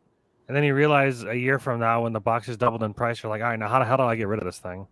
Well, so That's yeah, true. that was, That's a whole the different conversation I had earlier with my investing partner on this. We've got 2 sealed boxes of collector coming in, and our expectation is to keep that sealed boxes of collectors. So our flip on it is, when do we sell it? When's enough to get back out of it? And we don't want to keep it long term. We don't want to do a 5 or 10 year hold on this product. It's probably a smart idea to, but one of the things is we want to enjoy our life. So what we're going to go ahead and do, once we can double our money on it, cash out, use that for, you know, hotel expenses when we're going out, you know, take a trip to Vietnam, and that's going to pay for dinner for every single night, drinks for every single night. So it's, I mean, it's smart to have an exit strategy like that. Like, yeah, and we've said it before, and I keep telling people I don't have exit strategies for what I'm buying. I like watching the values accrue, but it's like my exit strategy with 401k. Very similar. It's a diversification of my portfolio. When, and to Matt's point, more how exactly do you I think it's get more rid how, of it? yeah. I don't trust eBay. Worth a damn. eBay is becoming a dinosaur. I think I buy very little there anymore. To be quite honest, I think in the future, my personal plans are to target people that have more money, and we're just going to be personal transactions like what Dual Brain does. And, you know, he sells to private sellers, maybe even jump on a plane, go meet him in Philadelphia in an airport or some shit. And, you know, it's very public. There's security around. It's not a bad idea. And I don't want to sell to every Tom, Dick, and Harry pack ripper YouTuber to do that unless they have the money to do it in the future. And if not, then I bought in at the lowest prices I could with every seal product I have sitting on my shelves, and I'll just crack that shit myself if I have a good enough retirement egg. But if you're out there like what Pat's saying, he doesn't intend to do that. Yep. He has an exit strategy, and his threshhold is doubling, right? Yeah. I have many products that have tripled on my shelves in the last 3 years. Yeah.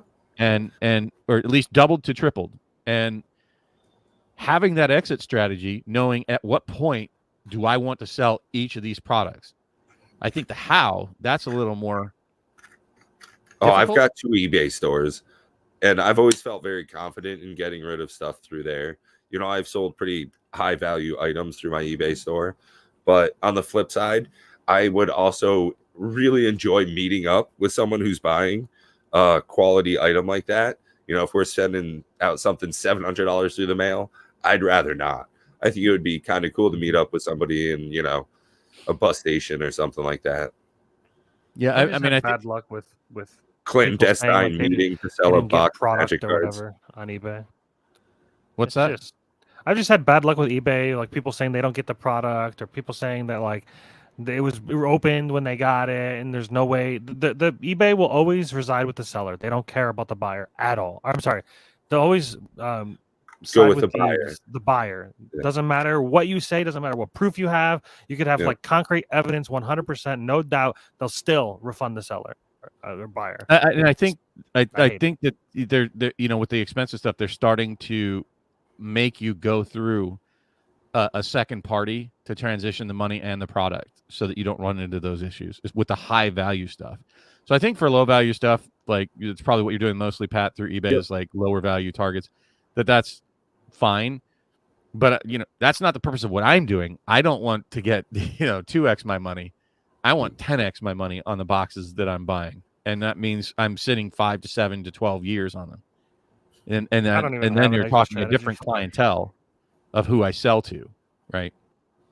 So I think that we're going to start seeing a trend of, you know, these seller markets where you're going to have it's going to cut into your profits, but at least you're protected, where you're sending the product to eBay or TCG themselves. The other people send the money for the product they're going to buy. It gets inspected by somebody who knows. And then you have the exchange from there. So you're going to probably have to pay shipping twice, right? And some minor fee for them to pay that person to do that for you. But that's probably where it'll end up going ultimately, I think. And there's definitely always an issue selling online. You know, that's one of the reasons why a lot of people like to do these transactions in person. You know, the old trading card part of the trading card game. You know, it's very in person. That's always the best way to do any transactions. But kind of hard to do. Hey, what up, Crip? Good to see you. Glad to have you here tonight. Woot woot. Yeah. Unfortunately, you're catching like sort of the tail end sort of wrap up section of our evening, but very happy to see you here. I hope everybody's getting good content tonight. Matt trolling the shit out of me. And just so you all know, there's no bad blood between Matt and I. Don't take it at all. We're actually gonna go out to Vegas for the 30th together. I was stoked when he seemed very excited about you know, going. I didn't want to go alone because that's just kind of sad. And I would love to see as many of you that can make it. You know, if you see us bebopping around Vegas, and you make it out to the 30th, let us know ahead of time if you can. And you can send that to our email. I don't even know what it is. Empty. I don't know. You can look it up. It's on our channel. Or contact us here on the Cardboard Conversations between now and October. It is over the Halloween weekend. And we'd be glad to, meet up with you guys. Maybe throw down on a game of Commander or some shit out there. That would be awesome. That'd be cool. My goal, if it's possible, is to draft Unfinity with Mark Rosewater. That's if it's even possible. If he's playing games, that would be the highlight of my trip, I think. I think people bash Rosewater too much only because he's just a pointy end of the spear, but I a lot of props and love for the guy. I think he's to yell at. That's one of the big things is, with a public company, everyone's got opinions, and he's somebody that they can holler and point at, public face. Oh, he's the whipping post. I'll be honest, I like him. And Blake Rasmussen, if you ever watch this show, I'm sorry, I don't like you as much as I like Mark Rosewater because he seems more genuine.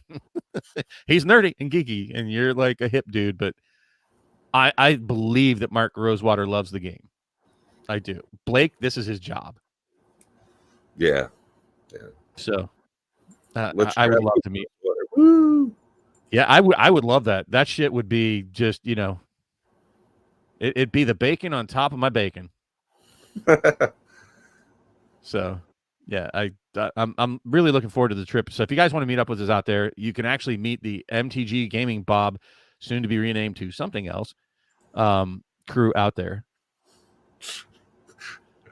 I don't know what that's all about, but if there's extras, I can try. Savannah, hit me up. I'd be down for that. I have a feeling they're going to be limited, right? I have a feeling it might be like part of your badge purchase or something. I highly doubt they're going to let us buy more than one. Right. That was I have my a feeling expectation is single. Yeah. Yeah. But I'll definitely be buying all of it, probably. I'll buy mine for sure. And if they allow me to buy Right. extras, I would be willing to pick it up for you, Savannah. Yeah. I'll try that. Or maybe I could buy it off of somebody there. Right. Because the pack rippers are going to be there too, folks. Yeah. The Timmies that are like, man, if I could sell this secret lair for 10 extra bucks, $20 extra, dude. Whoa. Or I could open it right now. Yeah. I might even have a sign, pinned on my back, buying secret lairs plus $10. And people will do it. So I'll try to pick one up for you. Lions, we'll make sure to sign it and send it to you. we'll sign every card. We'll open it to make sign sure it and ruin it's it. good. Yeah, and send it to you.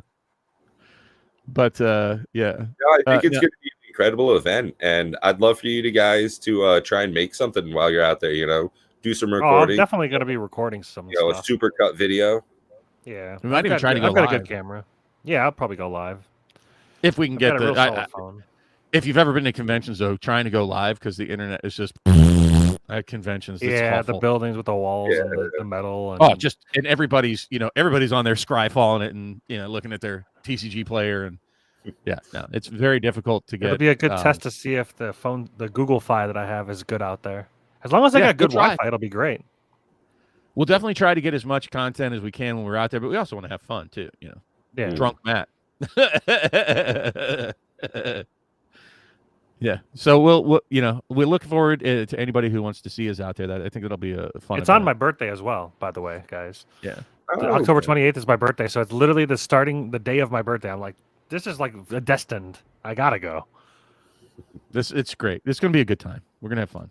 So that's amazing. Thank you everybody for stopping in tonight. Like I said, if once we hit that 500, I will announce what I'm sending out to you, Savannah Lion.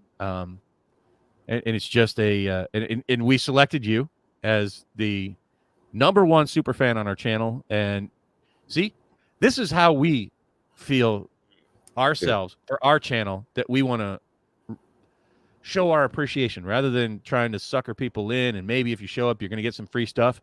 A genuine gesture of appreciation to somebody who is there, never expecting anything from us, and is a great supporter. So I would love to show my appreciation for that. That's what we plan to do for our 500, just in case you're wondering. So sad face for you if you're expecting to get free shit and you're not named Savannah Lion. That's not going to happen. But thank you so much, Savannah Lion, for being there consistently, video after video, stream after stream. You are amazing. So Absolutely. Sure. Hug. Good man. The heart, right? That's what that. Yeah. Bloop, bloop, bloop. That's a heart. Oh, blah, blah, blah, blah, blah. They say a heart looks more like a fist, I guess. I don't even know Wow, what he that- said. What'd you say? That got weird fast. What? Who, me? Yeah, you started chopping and you're all like, blah, blah, blah, blah, blah, blah. Oh, did I really? It Yeah, was clear to sounded me. so weird. Oh, that's unfortunate. I don't even know what you said. About Savannah Lion? Well, no, you got all of that in except for like the last thing you said. Whatever. Oh, I was saying know. John Nosey, the cryptic commander here. Yeah. We I didn't know hear he any of said that. something. All we heard was just the crazy noise. I hope that all of you are doing well. Yeah. No, John, you've had a tough year, so I'm very glad to see you back in the community, and thank you so much for showing up tonight. So if y'all get a chance, by the way, so shout out to the Cryptic Commander, has his own podcast. I highly recommend you go out and seek him out. You know, I listen to him in the car when I can. Was actually on a show a long time ago once, and he wasn't there, actually. It was Peddler. So would love to do some collab with him again at some point, maybe even have him on the show here. I'd like that. You know, the more the merrier. I'm always down for having more people on the show. You know, I like having nice That's back and not forth. true. The more the merrier is not true, and you know it. Oh, I agree with that. But no. There's a limited there's amount. like a The more the merrier separated by week is Yeah. fine. Yeah. Yeah. That's Gets what a I The mean. weeks that I don't make it, grab somebody. Sure, that's perfect. I think 4 is like the perfect amount of people to have on a podcast like this. Gives everybody time to respond and get acclimated to each other. It's not too many people that have an opinion that don't get to express it. It's one of the Does big it, issues though? I've always felt. I feel like even with the three of us, there are times where one of us is sitting not talking for a duration of time. Now, I guess that maybe that's fine, but if you add another person, that exacerbates that as well. I don't know. I can talk over the best of them. Bah. It doesn't make for a good podcast if we're all just talking over each other. We do that enough. Yeah, I mean, I have to go for a walk here, so I'm gonna have to cut it short because my fat ass is diabetic and I need to go for my nightly walk with my fiance. But yeah, send me an invite, Cryptic. I'm not exactly sure what would be the best. Let me look at my email. I don't know what it is. It's gaming. But let me type it in. Oh, can you type it in for me, Pat? So those that need to reach out to us either for Vegas or for whatever reason, it's GamingBob21, all lowercase, doesn't really matter, I guess, at yahoo.com. So GamingBob21 at yahoo.com. If you want to throw me out that invite, I can try to make it. I'll do my best. Hey, William. But I got good to to get have a walk in. Oh, welcome, William Howard. It's always funny how, like, at the end of our streams, we always get more people. Like, it's just very consistent how that works out. Is I go Right, back and right, I man. It could be It's the like- timing. Maybe at 9 it's better than. Well, I have a feeling we're catching all the stragglers that would normally go to Dual Brains stream. So thank you guys for showing up since he didn't true. broadcast tonight. Thanks for being here. But, Yeah. So yeah, look, tune in next week. Is it no? Yeah, is it next week? No. Next week yeah, we'll have Next week, the recorded there's content. most likely hopefully. going to be pre-recorded. Okay. Yeah, Next week, 4th of yes. July. Yeah. We're gonna do something this week to get a little video for you guys to catch, just so you get your 7 p.m. fix during Cardboard Conversations. And I'll at least be part of that. Got to work it out. Last time I fell on my face and didn't do it for Pat. Stuff We'll happens. try to do it this time. Yeah, we'll actually try to she get it done. Short. It had like 300 views, so it wasn't like the worst thing in the world. All right. Yeah. So My spread shorts the are- love out there. Hang on for double bubble trippy flippy. We've been saying it for months and months and months, folks. And a lot of the stuff you hear first, try Shit's to gonna use get it. more wild. It's gonna get crazy. It's certainly gonna go up between now and because we won't be here live to do this before the release, right? If I'm doing the math right, or it'd be I don't know. at least not. It should be. So at any rate, it's going to go up between now and release. That shit's going to happen, and it's probably going to get even crazier. And the closer it gets to release, because people tend to just not really have the money until it's like time to buy. it's going to get worse. The prices are going to get worse. And then 6 months from now, it's going to get even worser. There might be a lull after release, but it won't be much. It's let's see, Friday the 8th is official street date. So 13 more days before release on this product. Now, if you thought prices were getting crazy already, imagine what they're going to be in another 2 weeks. I think this shit's going to be pretty wild. And when this then product you're going to falls see it flat drop. on its face, You will see a drop. I'm going to tell you that right now. You will see a drop after release. I don't know how far, and I don't know how far it's going to go up before release, but it will be a drop from release. Expect that, folks. But two things. Number one, the best prices have already passed. So if you're looking for better prices, I don't know when will be the best between now and ultimately. I can promise you a year from now, it will absolutely be ridiculous compared to whatever it is right now. Yeah. Number two is that it's such a small, tight printing from what I can gather from all the sources that I've been talking to. It's not going to crush these prices. And what Matt was talking about with their penchant to print mythics even less and be less available. If you watch the Gavin Verhey stream, I think there was a total of 6 mythics pulled between 2 boxes. I've got to rewatch the yeah. So he only did one collection. Yeah. It was pretty wild. I was super surprised to see half of his collector packs with no mythics in them. No mythic. 2 collector and one of them had 2. Yeah. Yeah. And he had a foiled etched Oracle of Moldiah. So, Sensei's Divining Top, borderless. That's the one that you picked. He also had a foil etched Emrakul. Yeah, I mean, he had some great stuff. I mean, current prices on the Sensei's Divining Top, when I looked it up, was I think $400, and I saw a sold listing for like $325 on one site. So Jesus. Some of these cards are going to go through the roof. Some of the desire, I have a feeling that the Smothering Tithe borderless foil is going to be a $200 card. Just calling it here right now. That seems to be like the hotness. The textured one? The textured or just no? There will be no textured one. There's only 5 textured. The full art foil. I'm telling you right now, the full art foil Smothering Tithe is going to be stupid expensive. It just will be. I'm depends on how rare it is. That borderless art for Smothering Tithe, I told my buddy the fucking second I saw it, I'm getting one of those.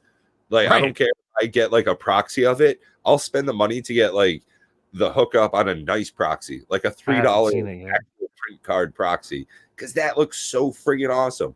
And that's one of the things I love about Magic is they make good looking cards. Concordant Crossroads, chef's kiss, did a phenomenal job with the artwork in this. The artwork on the set in general is just insane. The Sensei's Divining Top is sweet. It has a very Kamikawa look to it.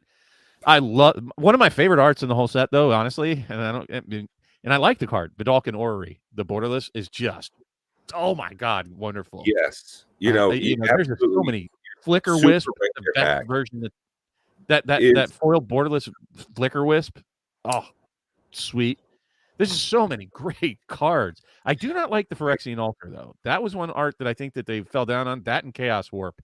Those two specific artist that's doing work in this series. I couldn't quite recall his name, but everything just looks like splotches on a canvas, and you can't tell what anything looks like. And I think it's just kind of poopy doopy. But hey, opinions. I agree with Pack Opening Addict here too. Yeah, sure. It's a large set that if you're targeting any single one, I don't think people are like, oh man, all these. I think that the nosedive in many of the card values right now is unwarranted, and you're going to see a correction at some point. I think things are going to be far more rare than people are accounting for. What did you think about the foil? What do you think about the borderless Kaalia the Vast? That's going to be a great commander card. People love playing Kaalia decks. That's going to be sought after for sure. Lots of different things are going to be just crazy. So expect some of the versions in this set to just be nuts. Now, one of the things that we have talked about a little bit here and there, it's come up once or twice, that some cards just won't go down after release. And I have a feeling in specific with this set, we'll have some cards that just don't really see a decrease in value, that they might just become more and more rare, that their prices will just continue to go up because of the printing of them. Some being so scarce that value and price just keep going up because of the collectability aspect of not being a high inventory. Exploration looks really good. I have a feeling, honestly, Imperial Seal it's going to be so rare to pull. It's just going to hold a higher value. It just will. He did pull a foil borderless Dockside Extortionist, so we know that's very hittable.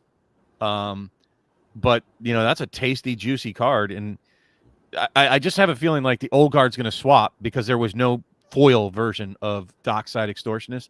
That people are going to want that shiny bling, full art foil Dockside Extortionist, and if it's rarer than he pulled it in the first pack opening of Double Masters 2022, whatsoever. So we'll have to see how common that is, but no textured foil Dockside right now is 180 per full. Yeah, I mean, so if these prices are going to change drastically. Yeah, I want to see a pricing on his packs value. I should try and do that. Give a little crunch and make a little video on that.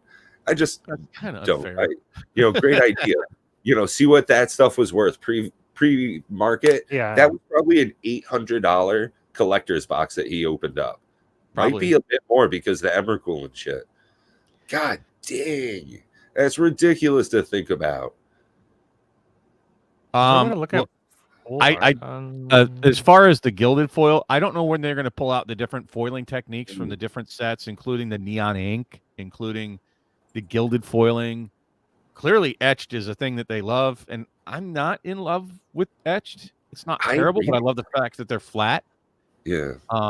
I think on some cards in person, the etched foiling looks really good, especially if it's a dual color card, because of the way that they merge the two different foil colors together, really look very nice. But they are super dark. That's something I've got to definitely mention. They're flat, but those I have found every etched foil, and I've opened like 4 boxes of Commander Legends, so I have a number. They are definitely always darker. They are. I think they really need to go back to and reinvestigate, even if it's a more premium price. Get the foiling technique back from the Mythic War, the Spark, Mythic Guilds of Ravnica Allegiance. Those Mythic foils I had you guys look at. Those are flat as a pancake and they look spectacular. I hope you guys went and watched a video on those Mythic foils for those Planeswalkers. They're just stunning, just absolutely stunning, and they're flat. So I think they need to kind of at least loop back to that. But we haven't seen that foiling technique since the Mythic releases, so they don't always go back to what works. Yeah, I'm super stoked for the Warhammer. I agree. I think that art-wise, they're doing very good already. From what we've seen of the Astartes Warriors and I think that they were supposed to be Space Marines. Yeah, they were. They had this interesting mechanic where you could duplicate the number of them coming in, almost like a multi-kicker kind of deal. And super cool. I think that it would be awesome to see more come through it. There's an incredible amount of lore that could be put down in the little section there, the flavor text. They could do great, but they could also screw it up a lot. So stay tuned for news on that. Next pack week. Opening Addict. I actually said that in the very beginning of the podcast, so I agree with you. I disagree. I think that with Baldur's Gate, they were testing. I'm off the screen here. With Baldur's Gate, they were testing rarity, and they adjusted how mythics and rares were hard to pull. And I think that with Double Masters, I think they've got even worse because there's almost 600 cards, and that means there's just more things, more chances for failure. I think I 100% agree. I disagree. I'm going to side with Rudy on this one, that they're currently underpriced. They're drastically, currently, absurdly underpriced. Of course, I like this. That's just the FOMO. That's the FOMO side of you speaking. I think you're scared. I think you're worried that they might actually dip down in price. I really I'm do. not afraid at all. And if you have some on pre-order, I'll gladly take them off your hands at whatever you have them on pre-order for. Nah, I don't pre-order nothing. I thought you said you're going to buy them from Rudy. That's not pre-ordering. That's just buying. Well, it's pre-ordering because he doesn't have them either. You want me to order extra if they're good enough price? I'll order all of them. I can order up to 8. If you want more, Now, I do think have he's to got a say, shitty price point personally, though. I don't even know what the price is yet. weigh in opinion wise, I see these being definitely a 75 plus per little black pack. You know, the little collector packs here, I think are definitely an $80 item. They are jam packed full of goodies. You can get some really crazy high value cards out of it, which has always been one of the reasons why people chase like the VIP edition. So I think we'll definitely see this. Just, I mean, by doing the math, if they're $80 a piece, that's what, 160, 320 for a sealed box. That's pretty solid. I think it's just going to keep going up. I think both of them are going to go up. I think you're going to see very similar pricings to Double Masters, period. And you can consider... I think sealed, yes. Over long term, of course.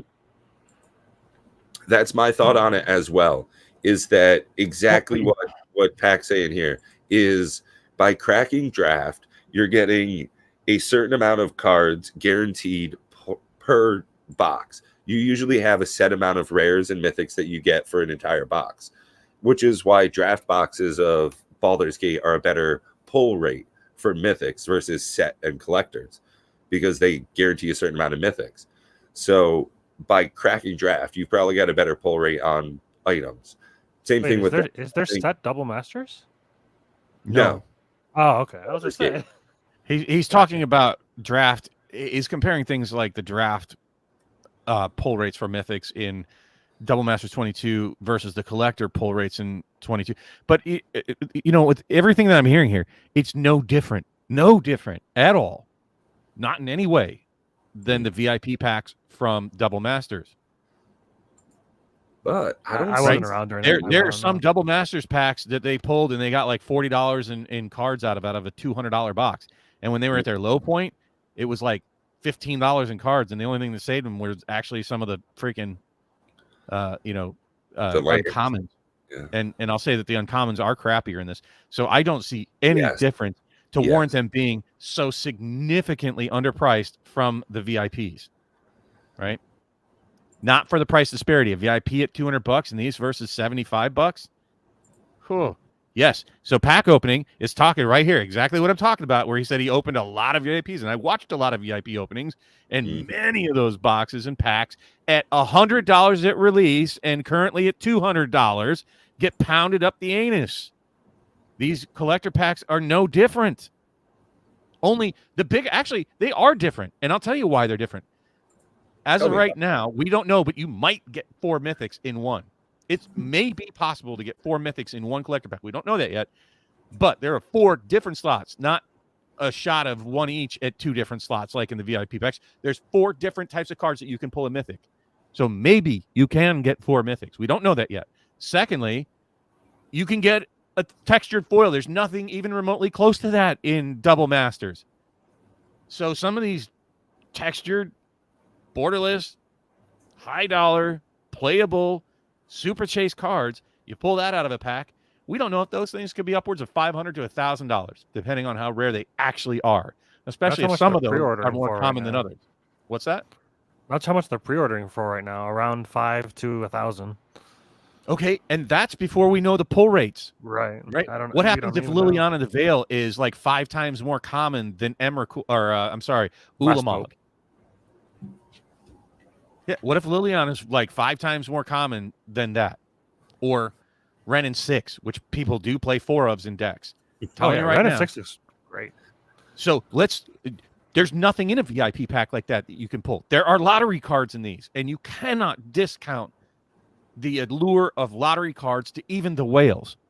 So these collector packs at $75 a piece right now as they sit is stupid low.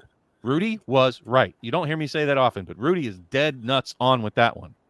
He called it in the VIP packs when they were 90 to 100 a piece, saying, this is cheap. You should buy them. The market's got it wrong. And no shit, he's correct. And he's correct on this one too. And he equated these to the VIP packs, which we've been saying for weeks. So I'm telling you right now, these collector boxes are stupidly underpriced. I love that. It's like, I know I should keep them sealed, and I'm going to keep a bunch, but I'm going to open a fuck ton of them too. That's how I feel. I have all this stored stuff behind me, like the sealed product, and there's a non-zero chance that I just open all of it. Honestly, Pack, it'd be fun to, stop by sometime. We got to get together at some point, have a couple of drinks, and just go wild. Yeah, and then you're gonna have the hangover afterwards, going, "What the fuck did we do?" Oh no! Because once you open that box, it doesn't ever unopen. Mm-hmm. And you know what? I hope that you do, and I hope that all of you listening out there open the bejesus out of this and crack the shit out of them, and make everything that I have sitting on my shelves worth more. But I think it's unwise. Hell yeah, I'm all for the whole world opening the boxes, and I'm sitting on the only ones remaining. I don't care how great a card is. I don't care if you show me a foil textured, butt nugget.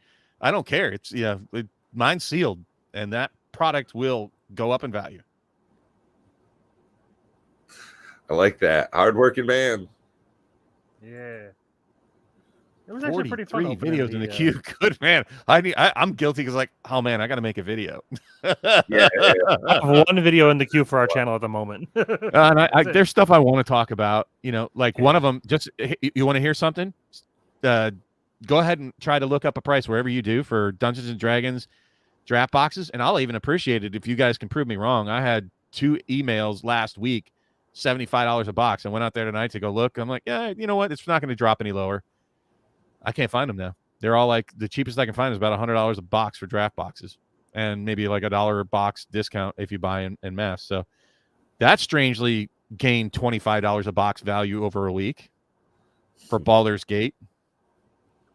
So very disappointed in that. Hopefully I see another fire sale. I don't think we will. And the draft boxes are where it's at. For me, for Baldur's Gate, you can buy collector boxes right now for like $194. Star City has them for $90 right now, $89.99. Yeah, and then when you put on tax and shipping, TCG is $89.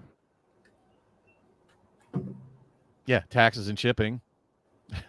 Yeah, I mean, that's everywhere, is it not? Yeah, and they were $74 shipped last week. $75 shipped last week. Yeah. Oh, you should have jumped on that though. Well, I don't have all the money in the world. Sure you do. You're rich. You're a whale, remember? No, I'm like a guppy. I think we'll end up seeing a pretty short print run on CL2.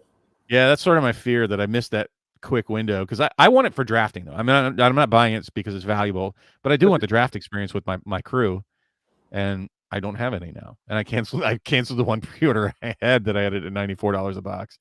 I'm like, shit. There's an eBay shop that has them for $86.88 with free shipping. Yeah, but taxes on top of it. Yeah, $90. Well, you're never going to avoid tax. Yeah, you do. I do all the time. Avoid tax. Mostly tax evasion. Are you going to get hammered from the FBI? No, there's a ton of stores. There's a ton of stores that sell with no taxes. Yeah, I don't care if they're doing it illegally. Technically, yeah. Well, they're eating it. Yeah. So, well, it's not illegal if they're eating the tax. It's just they're not passing that on to me. So this video brought to you by NordVPN. That's not true at all. We're not sponsored by anybody. Yeah, it's $93.83 with tax. Yeah, I wouldn't get any single sponsor video. Go ahead and let us know by the contact link down below. Yeah, don't use the one that we shared earlier, the Gaming Bob. All right, look, I really do have to roll. I'm sorry, I don't want to cut the short, but I gotta get up. I walk before it gets too late here. Thank you so much, everybody, for showing up. Absolutely. Everyone out there, it's phenomenal to have you here in the chat down below. So it's phenomenal to get to talk with you. Thank you for spending your time with us. It's the most important thing anybody has in the whole world. So much appreciated that you shared yours with us tonight. And we'll see you guys actually after the release. Yeah, it's going to be exciting. 22. Make sure you keep your notifications on because shit's going to get wild. Hell yeah. Oh, Yeah. snap. Yeah.